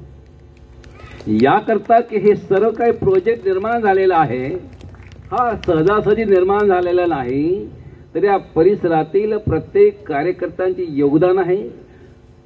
मग ते आर्थिक असेल, अनेक माध्यमातून निर्माण केलेला हा प्रोजेक्ट आणि सर्व काही पुणे शहरामध्ये प्रामुख्याने आज काही विहारांपैकी आमची 100 विहारांशी आम्ही आज संलग्न आहोत. त्या संलग्न विहारांपैकी हे प्रामुख्याने 1 नंबरचे विहार होणार आहे प्रामुख्याने. आणि साधन असल्याशिवाय साध्य होत नाही. या परिसरातील सर्व कार्यकर्त्यांच्या त्यागामुळे, निस्वार्थीपणामुळे या परिसरातील प्रत्येक उपासकाला तुम्ही साधन मिळवून दिलेलं आहे आणि त्यामुळे साध्य निर्माण झालं. आज आमची महिला या ठिकाणी 15 मिनिट इतकी चांगली बोलली, तिथं मी कौतुक करतो. कारण एक गायकवाडीने सांगितलं की व्याख्या ते बाहेरून आणण्यापेक्षा स्थानिक कार्यकर्त्यांना संधी द्यावी तयार होईल, ही भूमिका सुद्धा आमची भारतीय बौद्ध माध्यम हीच भूमिका आहे. आम्ही कार्यकर्ते, स्थानिक कार्यकर्ते ठेवतो संस्थेचे, त्याप्रमाणे तुम्ही संस्थेच्या माध्यमातून महिलांना संधी दिली आणि स्थानिक कार्यकर्त्यांना संधी देऊन तुम्ही हे सर्व प्रबोधनाचं काम केलं, बाबासाहेबांच्या चळवळीचं पुढे नेण्याचं काम केलं. हे अजून अविरत याच पद्धतीनं सुरू राहणार आहे आणि त्या दृष्टिकोनातून या विहाराचा विकास झाला. अनेक माध्यमातून विकास झालेला, अनेक कार्यकर्त्यांचं योगदान आहे. मी नाव घेत नाही, नाव सर्वांसमोर तुमच्यासमोर आहेत. कार्यकर्त्याची नाव आहे जे राबतात, कष्ट करतात, महिला कष्ट करतात, त्या सर्वांचं मी या ठिकाणी अभिनंदन करतो. आणि तुमचं काम, बाबासाहेबांचं जे बीज पेरलं 56ला, हे बीज या केशवनगरमध्ये तुम्ही उगवण्याचा प्रयत्न, धम्माचे बीज रोवतात. त्याच्याबद्दल मी सर्वांचं अभिनंदन करतो आणि थोडक्यात मी एक काम सर्व कार्यकर्त्यांचं अभिनंदन करतो आणि माझे 2 शब्द पूर्ण करतो. सर्वांना सप्रेम जय भीम. यानंतर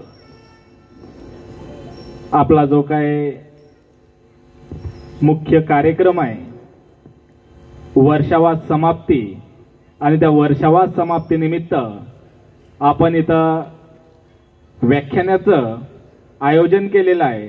आणि आजच्या या व्याख्यानाचे प्रमुख व्याख्याते आहेत सन्माननीय वसंतजी साळवे सर. थोर सामाजिक विचारवंत आहेत. त्यांना आपल्याला ऐकायचं आहे, पण व्याख्यात्यांकडे जाण्याच्या आधी मी आपल्या विहाराचे उपाध्यक्ष सन्माननीय जितेंद्रजी कांबळे साहेब यांना विनंती करेन की त्यांनी आजच्या प्रमुख व्याख्यात्यांचा परिचय करून द्यावा. तथागत गौतम बुद्ध, परमपूज्य डॉक्टर बाबासाहेब आंबेडकर यांना त्रिवार वंदन. त्याचप्रमाणे बंती गणांना या ठिकाणी त्रिवार अभिवादन. मंचावर उपस्थित सर्वच मान्यवर यांनाही वंदन. या ठिकाणी आज जे आपल्याला प्रमुख पाहुणे लाभलेले आहेत, म्हणजे प्रमुख व्याख्याते जे लाभलेले आहेत, वसंतजी साळवे सर, त्यांच्याबद्दल बोलाल तेवढं कमीच आहे.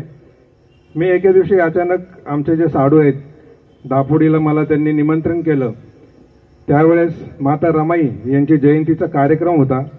त्या कार्यक्रमात मला माहिती नव्हतं कोण वक्ते आहेत, आणि मी त्या कार्यक्रमात गेलो आणि साहेबांना मी म्हणजे त्यांचा कार्यक्रम चालू होता आणि मी ऐकायला लागलो. तर खरंच मी एकदम भावून गेलो. म्हणजे अशी एक आपल्याकडं आपलं सर्वांचं आज भाग्य आहे की अशी एक थोर व्यक्ती आपल्या या ठिकाणी आलेली आहे की ज्यांना त्यांनी रमाई एवढी एकदम डोळ्यासमोर ठेवली की अक्षरशः सर्वांच्याच त्या ठिकाणी डोळ्यात पाणी आलं होतं. आणि मी खरंच आज भाग्याचा दिवस समजतो. या ठिकाणी बरेचसे आपले उपासक आले नाहीत की मी त्याच्याबद्दलही खंत व्यक्त करतो की एवढं चांगलं आज या ठिकाणी व्याख्यान आहे. ते व्याख्यान नक्कीच ते मिस करतील.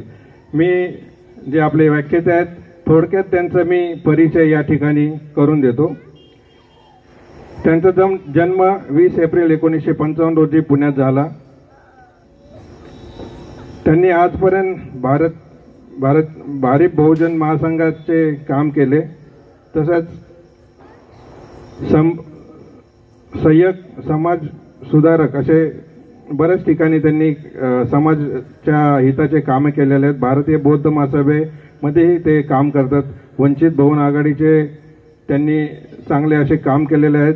तसेच शिक्षण मंडळात अध्यक्षपदेही त्यांनी भूषवले आहेत. त्यांचे आंदोलनामध्ये बरेचसे वेगवेगळ्या ठिकाणी आंदोलनात त्यांचा सहभाग आहे. भूमिहीन सत्याग्रह झाले, झोपडपट्टीचे आंदोलन झाले, महागाईवर झाले, गरीब कष्टकरी लोकांचे न्याय हक्कासाठी झाले, वंचित प्रश्नांचे मार्गाला बरेचसे असे वंचितांचे प्रश्न मार्गी लावले. पुणे महानगरपालिकेचे मोर्चे काढले. ते शालेय विषयावर उच्च शिक्षणासाठी बाबासाहेब आंबेडकर रिसर्च सेंटरमधून परराज्य शिक्षणासाठी पाठवले. त्यांना आंदोलनामुळे तुरुंगवासही भोगावा लागला.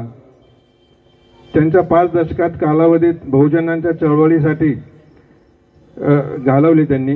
त्यांना 25हून अधिक पुरस्कार सन्मानित केलेले आहेत. असे बरेचसे त्यांना सन्मान मिळालेले आहेत आणि आतापर्यंत ते समाजासाठीच काम करतात. नाहीतर आता आपण पाहिले की बरेचसे काही नेते आहेत की ते पैशापुढे झुकले जातात. पण आमच्या जवळ असा एक नेता अजूनही आहे की तो कुणासमोर झुकलेला नाही, पण आपल्या जनतेसाठी आतापर्यंत छान असे काम करतात. आणि असे एक ज्येष्ठ आपल्याकडे जे साहित्यिक असतात, जे विचारवंत असतात, त्यांचा आपण नक्कीच आदर केला पाहिजे. बरेच दिवसापासून माझी या ठिकाणी खंत होती की आपण त्यांना बोलू. आज या ठिकाणी तो योग आलेला आहे. त्यांच्या व्याख्यानातून तुम्हाला त्यांचा परिचय होईल नक्कीच. आणि या ठिकाणी त्यांनी आपल्याला वेळ दिल्याबद्दल मी त्यांचं आभार व्यक्त करतो. धन्यवाद. जय भीम. सर, जितेंद्रजी कांबळे साहेबांनी खूप सुंदररित्या इथं सरांचा परिचय आपल्याला करून दिलेला आहे.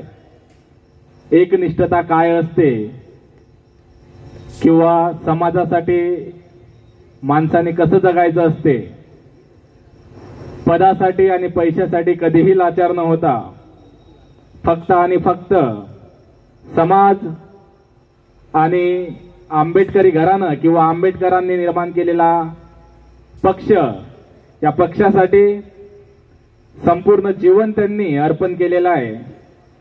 अशा या महान विचारवंत थोर समाज सुधारक वसंतजी साळवे सर यांना मी विनंती करतो की त्यांनी आपल्या व्याख्यानाला सुरुवात करावी. कार्यक्रमाचे संयोजक धम्मराज अशोक विचार व विकास मंच संचालित धम्मदायक बुद्ध विहार केशवनगर पुणे या कार्यक्रमाचे अध्यक्ष दाहिंजे गुरुजी, या विचार मंचावर उपस्थित असणारे पूज्य भदंत नागोश महाथेरो, त्यांचे सर्व भिक्खू संघ यांना मी पंचान प्रणाम करतो. भारतीय बौद्ध महासभा पुणे सन्माननीय अध्यक्ष के.व्ही. मोटधारे सर, ज्यांनी तुम्हा सर्वांचं मला आज दर्शन घडवलं आणि तुमच्या सोबत सहभागी होण्याचं जे सद्भाग्य मला दिलं, ते जितेंद्रजी कांबळे साहेब आणि पुण्यातून इथपर्यंत पोहोचण्यासाठी ज्यांच्या गाडीवरती आलो ते माझे सहकारी मित्र उपप्राचार्य विलास घोगरे सर, कटारिया हायस्कूल, त्याचप्रमाणे आमचे दिवंगत मार्गदर्शक भगत सर यांच्या सुविध पत्नी आदरणीय भगतताई, उपस्थित उपासक उपासिका, वेळ झालेली 8 वाजलेत. भगवान बुद्ध म्हणतात, पोटात असेल तर तत्वज्ञान कळतं, पोटात नसेल तर तत्वज्ञान कळत नाही. आणि आता भोजनाची वेळ झालेली, पाड्याल भोजन आणि आड्याल व्याख्यान, पोटात भगभग आणि डोक्यात रखरख ठेवून उपयोग नाही. आणि म्हणून मी तुमची जास्त वेळ निश्चितच घेणार नाही. आज वर्षावासाचा समारोप मी कधी बोलत नाही. जोपर्यंत धम्म आहे, जोपर्यंत चंद्र सूर्य आहे आणि जोपर्यंत निसर्ग आहे, त्या निसर्गामध्ये वर्षा आहे आणि त्या वर्षामध्ये वर्षावास आहे.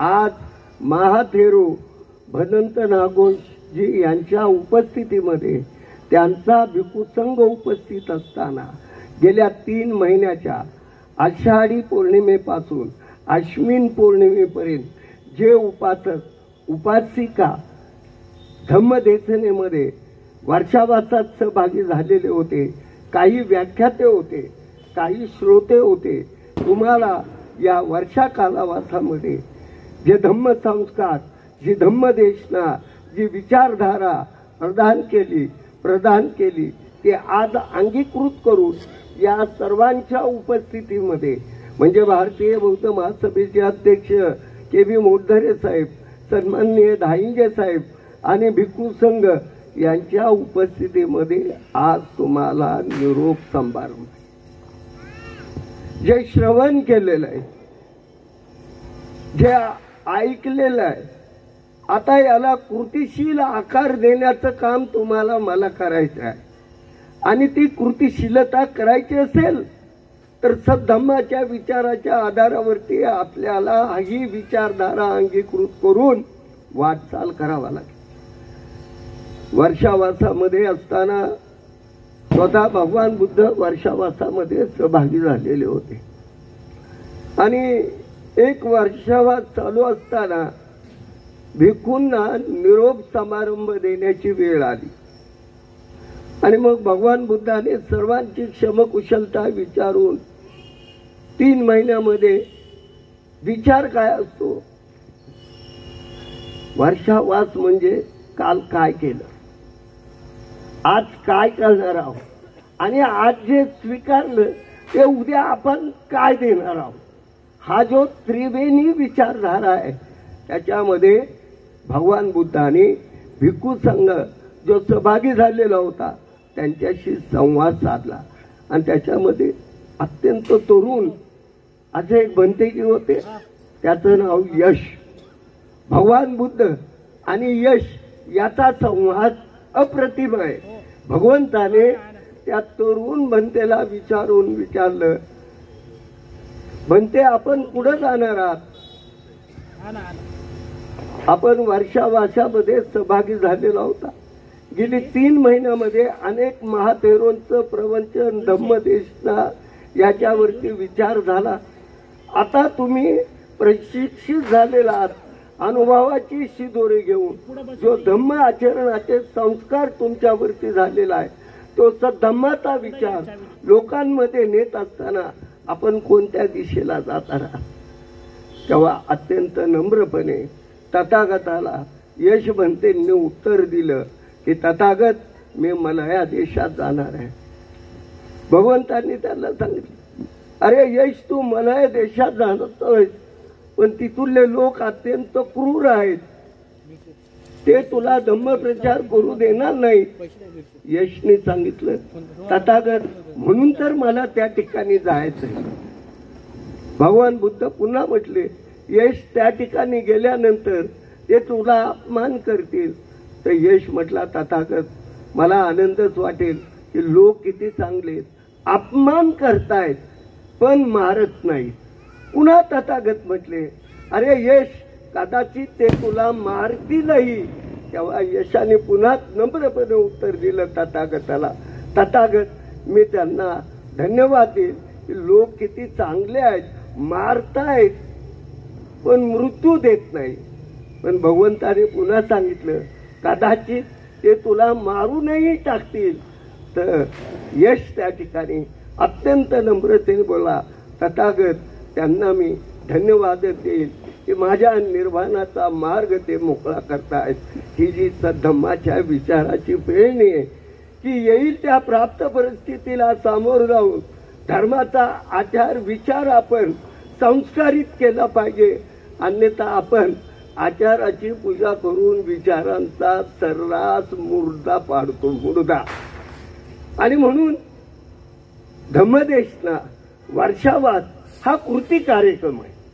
या कृती कार्यक्रमातून जे संस्कारात्मक विचार तुम्हाला दिलेले आहेत त्याचा अनुकरण न करता कृती करावा लागेल. आणि ती कृती करायची असेल तर मग आजचा निरोप समारंभ आहे याच्यामध्ये जेवढे सहभागी झाले त्यांचं मी कौतुक करतो, महिला वर्गांचं मी कौतुक करतो. आणि अध्यक्ष महाराज मुद्धरे साहेब, मला आनंद वाटतो या शहराच्या आणि या जिल्ह्याच्या सर्व टोकाला मी फिरतो, पण मला आश्चर्यकारक धक्का बसलेला आहे. तो म्हणजे खराडीचे डॉक्टर बाबासाहेब आंबेडकर सभागृहातील सारनाथ बुद्ध विहारात झालेला धम्मचक्र प्रवर्तन दिनाचा कार्यक्रम. आणि आज या ठिकाणी केशवनगरमध्ये या ठिकाणी जो निरोप समारंभ होतो आहे त्याचा कार्यक्रम, याच्यामध्ये महिलांचा सहभाग अत्यंत उत्साहदर्शक आहे. आता माझ्यासाठी वाजवू नका, तर तुम्ही तुमच्या स्वतः कौतुक म्हणून टाळ्या वाजवा. कारण त्यात आमच्या 2 छोट्या अप्रतिमपणे त्यांनी जे गाणं गायलं ते देखील प्रेरणादायक होतं. आणि मला आश्चर्याचा सुखद धक्का बसला की 21 दिवस जी प्रवचन मालिका झाली त्या मालिकेतले जे विषय होते ते विषय देखील आश्चर्यकारक. आणि त्या विषयावरती जवळजवळ महिलांनी विचार प्रदान करून या ठिकाणी वर्षावासाला सातत्यानं हा ज्योत प्रज्वलित करत ठेवली की ज्याचा प्रकाश आज या समारोपाच्या दिवशी तुमच्या माझ्या पुढे या ठिकाणी आलेला आहे. आणि म्हणून लोक म्हणतात की धर्मांतराने काय मिळाले. धर्मांतराने तुम्हाला मला एक चेहरा मिळाला. चेहरा, आम्हाला चेहरा नव्हता. आमची जगाशी ओळख झाली. जग आम्हाला ओळखायला लागलं. कशामुळं? कशामुळं? धर्मांतरामुळं. आणि म्हणून आपल्याला बाबासाहेबांच्या विचाराच्या आधारावरती मी तुम्हाला माफ करा रागेल तुम्हाला म्हणणे, पण महाराष्ट्रामध्ये एवढी शीर शांतता आहे धम्माच्या बाबतीत, उदासीनता म्हणूया सर्वच. भाषणाला गेलं की म्हणतात जरा जपून बोला. आता काय जपून बोलावं? प्रवृत्ती विरुद्ध बोलू नये, कर्मकांडाविरुद्ध बोलू नये, अंधश्रद्धेविरुद्ध बोलू नये. पहिली चिठ्ठी आपण विषयाला हात घातला ना, घातला की चिठ्ठी आलीच. 22 प्रतिज्ञावरती कोणी बोलायला तयार नाही. 22 प्रतिज्ञा म्हणलं की लोक म्हणतात अहो असं काय बोलणार, बहुजन आलेली येऊ द्या ना. आम्ही कुणाचा अपमान करतोय का? आम्ही जगलो, भोगलो, अनुभवलो, त्यातून उभे राहिलो. 22 प्रतिज्ञा म्हणजे हा जीवनाचा जाहीरनामा आहे, आमच्या जीवनाचा जाहीरनामा आहे. आणि तो जाहीरनामा जर आम्ही सर्वसामान्य लोकांपुढे नेणार असू तर आमच्यातलीच मंडळी नाक का मुरडतात याचं मला दुःख वाटतं. तुम्ही सर्वांचं अनुकरण करता, तुमचं अनुकरण लोक का करत नाही? जीवनाचं जगणं आणि त्या जगण्याचा अर्थ, पंचशिला काय आहे त्याचा अर्थ कोणीच. आपण वंदना म्हणायला लागलो की आमचे लोक कडाकड जांभाळ्यात येतात. लग्नाला बौद्धाचार्य गेले, लवकर उरका. अरे बंद्यांना सांगतात लवकर उरकायला. अरे अरे तुम्हाला संस्कार नव्हते, ते संस्कार बाबासाहेबांनी दिला. तुम्हाला धर्मात थारा नव्हता, तो धम्म बाबासाहेबांनी दिला. आणि त्या विचाराच्या आधारावरती जर तुमच्या जीवनाची वाटचाल होणार असेल तर आपण काय विचार केला पाहिजे?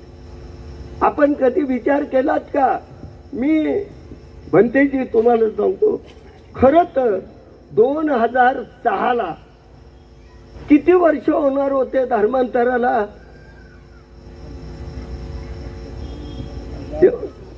होय भंतेजी 50 वर्ष. आपल्याला 50 वर्ष पूर्ण झालेले होते. आपण त्याचा चिकित्सा केली का? चिकित्सा होऊ शकली का? का झाली नाही? तर आमच्याकडं मेडिकल नाही. रिक्रूट भरती आहे, रिक्रूट भरती. आला की भर, आला की भर, आला. अरे लढायचं असेल तर ते रिक्रूट भरती चालेल, पण वैचारिक पानावरती उभे राहतात. का झालं 2006ला? 2006ला झालं काय? बाबासाहेब आंबेडकरांच्या धर्मांतराला 50 वर्ष होणार होती. त्या कालखंडामध्ये आम्ही धर्मांतराच्या मार्गाने जेव्हा पाऊलवाट केलेली आहे, आमची सांस्कृतिक प्रगती काय, आमची आर्थिक प्रगती काय, आमची शैक्षणिक प्रगती काय, आमची गावगाड्यातलं आमचं अस्तित्व काय याचं मूल्यांकन करून जगाच्या क्षितिजावरती आमचा एक अजेंडा येणार होता. पण माफ करा मित्र, एका बाजूनी शिवधर्म आला आणि एका बाजूनी लक्ष्मण मानेंचं धर्मांतराला आलो ना, आम्ही त्यातच गुंतलो. एक म्हणला चला रेस्कोस, एक काय म्हणला चला रेस्कोस. अरे बापरे, बाबासाहेबांची दीक्षाभूमी अपुरी पडली, पण ह्याला रेस्कोस सापडलं आणि आम्ही देखील येडे झालो. तिकडनं चलो सिंदखेड राजा. कुठे आता? 2006 गेला, 2024 आला. आजच्या धर्मांतराच्या वाटचालीमध्ये तुम्हाला माहितीसाठी सांगतो, तुम्ही तुमच्या घरातून चर्चा केली पाहिजे. आपले जे तरुण मुलं आहेत, आपली जी छोटी मुलं आहेत, त्याच्यावरती धम्मसंस्कार म्हणून आपण त्यांचं धर्मांतर केलं पाहिजे. पण करत नाही. मुलांवर संस्काराच्या दृष्टीने आपल्याकडे काय आहे? मी बुद्ध झालो, माझा बाप बुद्ध होता, माझी आजी होती, मी होते म्हणून मी आहे. पण माझ्या वस्तीतले, माझ्या नात्यातले 5-25 लोक येतील आणि बौद्ध होतील असं काय आहे का? आपल्याकडे नाही. या उलट केरला एल्वा, केरलाचे एल्वा, तामिळनाडूचे अर्वमाला, आंध्रचे माला, कर्नाटकचे बोलिहार, महाराष्ट्रातले महार, तत्सम परिवर्तनवादी विचाराचे बहुजन तुरळक लोक, गुजरात मधला धेड आणि काठेवाडी भंगे, पंजाब मधला सतनामी असेल, उत्तर प्रदेशचा जाटव असेल, चुडाभंगी असेल, डग्गाभंगी असेल, काठेवाडी असेल, ही माणसं आचाराने विचाराने बौद्ध आहेत, आंबेडकर वादी आहेत आणि त्यांच्या विचाराच्या आधारावरती या देशामध्ये ही चळवळ चालू आहे. पण आपण त्याच्याकडे कधी उघड्या डोळ्यांनी पाहत नाही. मला सांगा, आपण या राज्यातले ना, महाराष्ट्रातले आहेत ना, दीक्षाभूमीवरती भंतेजी परवा दीक्षाभूमीवरती तामिळनाडूतील आंबेडकरवाद्यांनी दीक्षाभूमीवरती सम्राट अशोकाचा पुतळा आणला नाही, बसवला. पुणे तामिळनाडूतल्या. अरे मग जिथे बाबासाहेब आंबेडकरांचा हार्ट आहे, हार्ट, जीव, प्राण, मन, शरीर, त्या महाराष्ट्रात काय आहे? कृती नाही, अनुकरण आहे. आणि म्हणून कृतीपेक्षा अनुकरण महत्वाचं नाही, तर कृती महत्वाची आहे. तिथे ते घडलं. त्याच्या पलीकडे 22 प्रतिज्ञा घेतल्यावरती आपचा कॅबिनेट मंत्री गौतम वादळ उठवलं उत्तर भारतामध्ये आणि 22 प्रतिज्ञाच्या विरोधात रान पेटवलं. गौतम कॅबिनेट मंत्री यानं दिल्लीच्या विधानसभेमध्ये स्पष्टपणे सांगितलं की 22 प्रतिज्ञा हा आमच्या जीवनाचा अजेंडा आहे, जाहीरनामा आहे, तो आम्ही स्वीकारलेला आहे आणि त्याच्या अंमलबजावणी आम्ही करणारच आहोत. घ्या तुमच्या मंत्रिपदाचा राजीनामा. चाललो मी माझ्या घरी. अरे 22 प्रतिज्ञावरती जे उत्तरेतला एक मंत्री राजीनामा देतो आणि 22 प्रतिज्ञांवरती महाराष्ट्रातला बाबासाहेब आंबेडकरांच्या रक्तामाताचा माणूस मात्र 22 प्रतिज्ञावरती बोलू नका. किती फरक आहे हा फरक आहे. आणि म्हणून तुम्हाला मी विनंती करणार आहे, जास्त बोलणार नाही. आज हा वर्षावासाचा निरोप समारंभ तुम्हाला देत असताना तुम्हाला धम्मप्रचाराला लागावा लागणार आहे. आपल्याला मिळालेला विचार, आपल्याला झालेले संस्कार, आपल्याला कळलेला धम्म आपण इतर सांगण्याचा प्रयत्न करा. आणि आज या वर्षावासाच्या निरोप समारंभामध्ये मी तुम्हाला विनंती करणार आहे की बाबासाहेबांनी आपल्याला मैत्रीपूर्ण विचारधारेची बंधुत्व दिलेलं आहे. त्या बंधुत्वाच्या बळावर इथं उपस्थित असणाऱ्या या बुद्ध विहाराच्या आवारातील प्रत्येक आंबेडकर अनुयायाला मी विनंती करणार आहे की आपण इतर समाजाचे 5 मित्र जुळवण्याचा प्रयत्न करा. त्याची जात बघू नका, तो कोणत्या जातीचा आहे, तो कोणत्या धर्माचा आहे.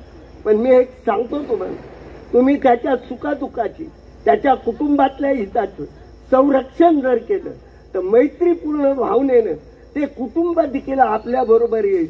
आणि त्याचप्रमाणे ते सर्व आपण एकत्रित आलो तर या देशामध्ये सामाजिक क्रांती करून उद्याची राजकीय सत्ता मिळवल्याशिवाय राहणार नाही.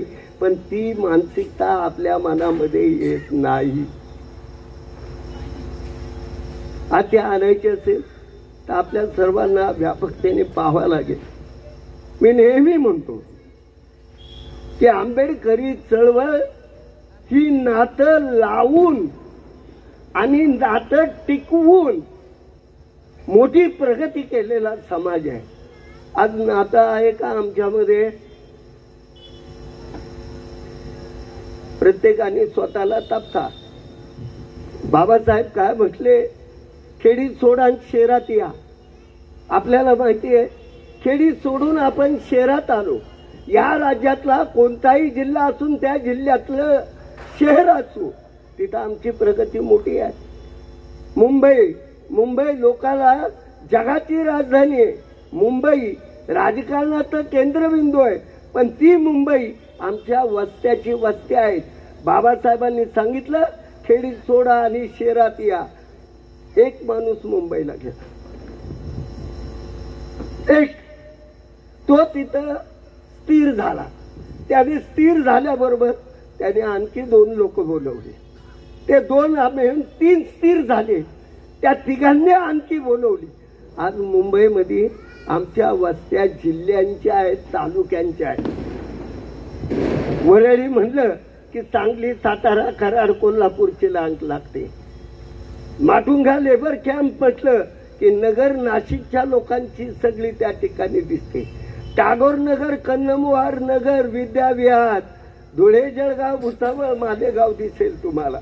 भायखिळा ते खाली तुमचा याच्यामध्ये घाटकोपर तिथपर्यंत सगळे त्या ठिकाणी खेड, जुन्नर, मंचर, आंबेगावचे लोक सापडतील तुम्हाला.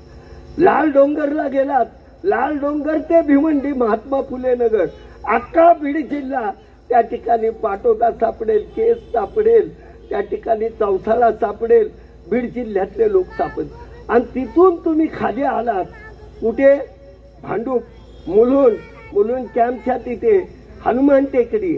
त्या हनुमान टेकडीवर बोर, वेल्ला, मुळशी, मावळ 84 मोहितचं खोऱ्यातला बौद्ध माणूस हनुमान टेकडी भांडुपला सापडेल, मुलुंडला त्या ठिकाणी. आणि तिथून तुम्ही खाली उल्हासनगर मध्ये आलात की सेक्टर नंबर 4 सुभाषनगर, अख्खा विदर्भातला शेंदाणे, गोंदाणे, डेकाटे, खोब्रागडे, गायकवाड सगळी कंपनी कुठे? उल्हासनगर. काय अवस्था होती त्यावेळेस? 10 बाय 10ची खोली. किती? 10 बाय 10ची खोली. हे आंबेडकरवादी जरा अंतर्मुख व्हा या वर्षावासामध्ये. तुमच्या पूर्वजांनी 4 पिढीच्या अधिकारी तयार केले.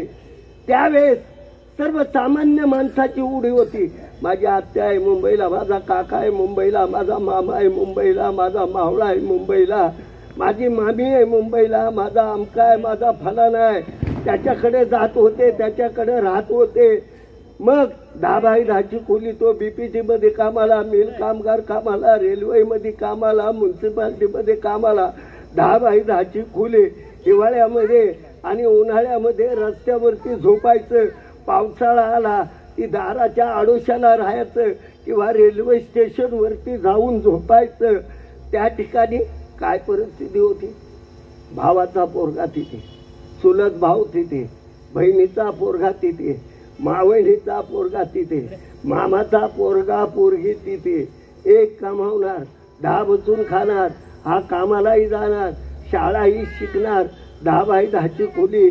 ते जीवन जगत असताना त्या माणसांनी स्वतःच्या मुलाला चांगली कपडे आणि मेहुणीचा पोरगा, मामाचा पोरगा, आत्याचा पोरगा, बहिणीचा पोरगा, भावाचा पोरगा, पोरगी म्हणून त्यांनी ते कधी पाहिलं नाही. एकच तागा आणि एकच धागा. 10 बाय 10च्या खोलीत नात्याची 5 पोरं पोरी शिकत होते. आज तुमची घरं मोठी झालीत पण तुमची मन छोटी झालेली आहेत. माफ करा. तुम्ही उपस्थित आहात इथे, मी तुमचा अपमान करत नाही, पण हे कौटुंबिक नात्यानं तुम्हाला विचारतो की तुमच्यातल्या किती गरीब माणसांची मुलं एकतरी तुम्ही सांभाळायला घेताय. त्या काळातली पिढी म्हणत होती, ए दागडे शाळेला चाललाय, धोंड्याला बरोबर घेऊन जा. आता आमचे लोक म्हणतात, ए केतन, त्यांनी केतन बरोबर निकेत बरोबर राहू नको बरं का, ते लय उन्हाळ पोरग झाले. ही जी मानसिकता आहे त्या मानसिकतेला बदल धम्म आचरणामध्ये तुम्हाला मला द्यावा लागेल. आणि ती देत असताना नातं हे पहिलं सांगितलं पाहिजे. आज देखील या सभागृहामध्ये बघा तुम्ही जे तरुण मुलं आलेत त्यांना मी धन्यवाद देईन. ज्या उपासक उपासिकांनी आपली लहान मुलं या ठिकाणी आणली त्यांना मी खरंच मुक्त कंठाने त्यांची प्रशंसा करी. पण आज आपण काय आहे, घरी पाहुणा आला तर आपल्या पोराला म्हणलंय, ए तुझा मामा आलाय, तो असा बघ,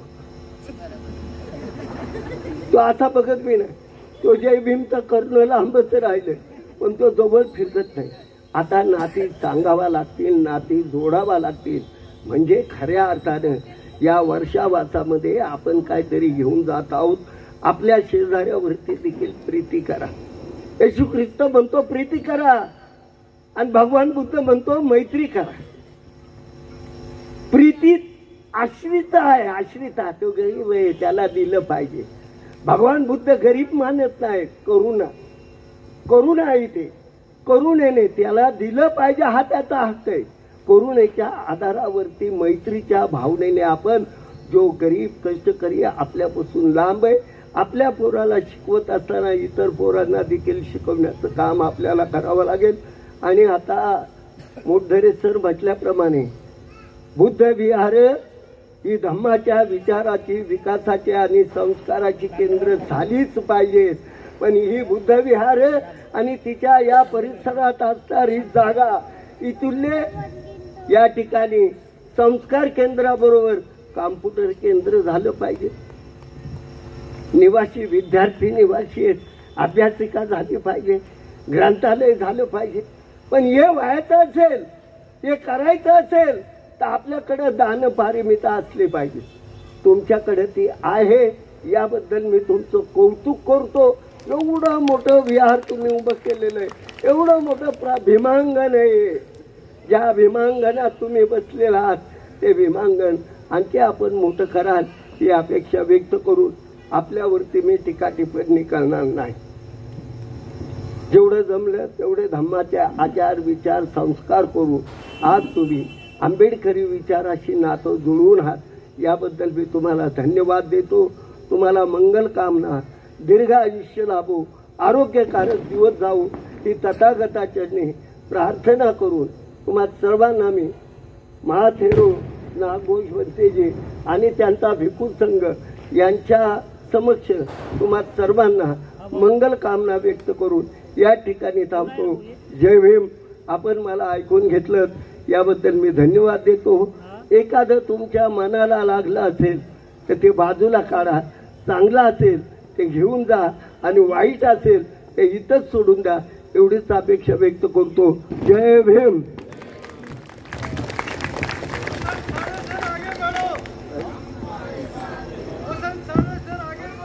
हम तुम्हारे साथ, हम तुम्हारे साथ है. धन्यवाद साळवे सर. साळवे सरांनी जे काय इथं आपल्याला प्रबोधन केलं ते खरं सांगायचं म्हणजे ज्या पद्धतीने डॉक्टर बाबासाहेब आंबेडकरांनी संविधानाची निर्मिती केली होती आणि संविधानाची निर्मिती करत असताना तथागत भगवान गौतम बुद्धापासून ते डॉक्टर बाबासाहेब आंबेडकरांपर्यंत जे जे महामानव होऊन गेले, ज्यांनी ज्यांनी मानव हितासाठी कार्य केलं, या सगळ्यांची विचारसरणी त्यांनी त्या संविधानामध्ये जुळवली आणि सगळ्यांना न्याय दिला. मला सांगायचं एवढंच आहे की साळवे सरांचं भाषण म्हणजे किंवा साळवे सरांचं प्रबोधन म्हणजे जे आपल्या विहारामध्ये 22 पुष्प गुंफले गेले प्रवचनाचे, आणि त्या 22 प्रवचनाचा किंवा 22 पुष्पांचा जो काय सार आहे आणि जे काय आपल्याला साध्य करायचं आहे, सिद्ध करायचं आहे, ते आज साळवे सरांनी आपल्या समोर मांडलेलं आहे. त्यांनी आपल्याला संदेश दिला की सामाजिक क्रांतीसोबत आपल्याला राजकीय संताई काबीज करायची आहे. मला खंत फक्त एका गोष्टीची वाटते की ज्यावेळेस आपला वक्ता असेल किंवा स्टेजवर येणारे सगळे मान्यवर असतील, ज्यावेळेस जय भीम करतात त्यावेळेस आपण खाली बसून जोरात जय भीम केला पाहिजे. आपण जय भीम केला पाहिजे, कारण जय भीम म्हणजे मान आहे, जय भीम म्हणजे स्वाभिमान आहे, जय भीम म्हणजे आपला सन्मान आहे, जय भीम म्हणजे निळ्या नभात थिरकणारा निळ निशाण आहे, आणि जय भीम म्हणजे मनुवाद्याच्या छाताळ्यात मारलेलं संविधानाचा बाण आहे. म्हणून आपण जोरात जय भीम केला पाहिजे. म्हणून एक वेळ साळवे सरांना अनुमोदन मारून आपण जोरात जय भीम करा. जय भीम, जय भीम.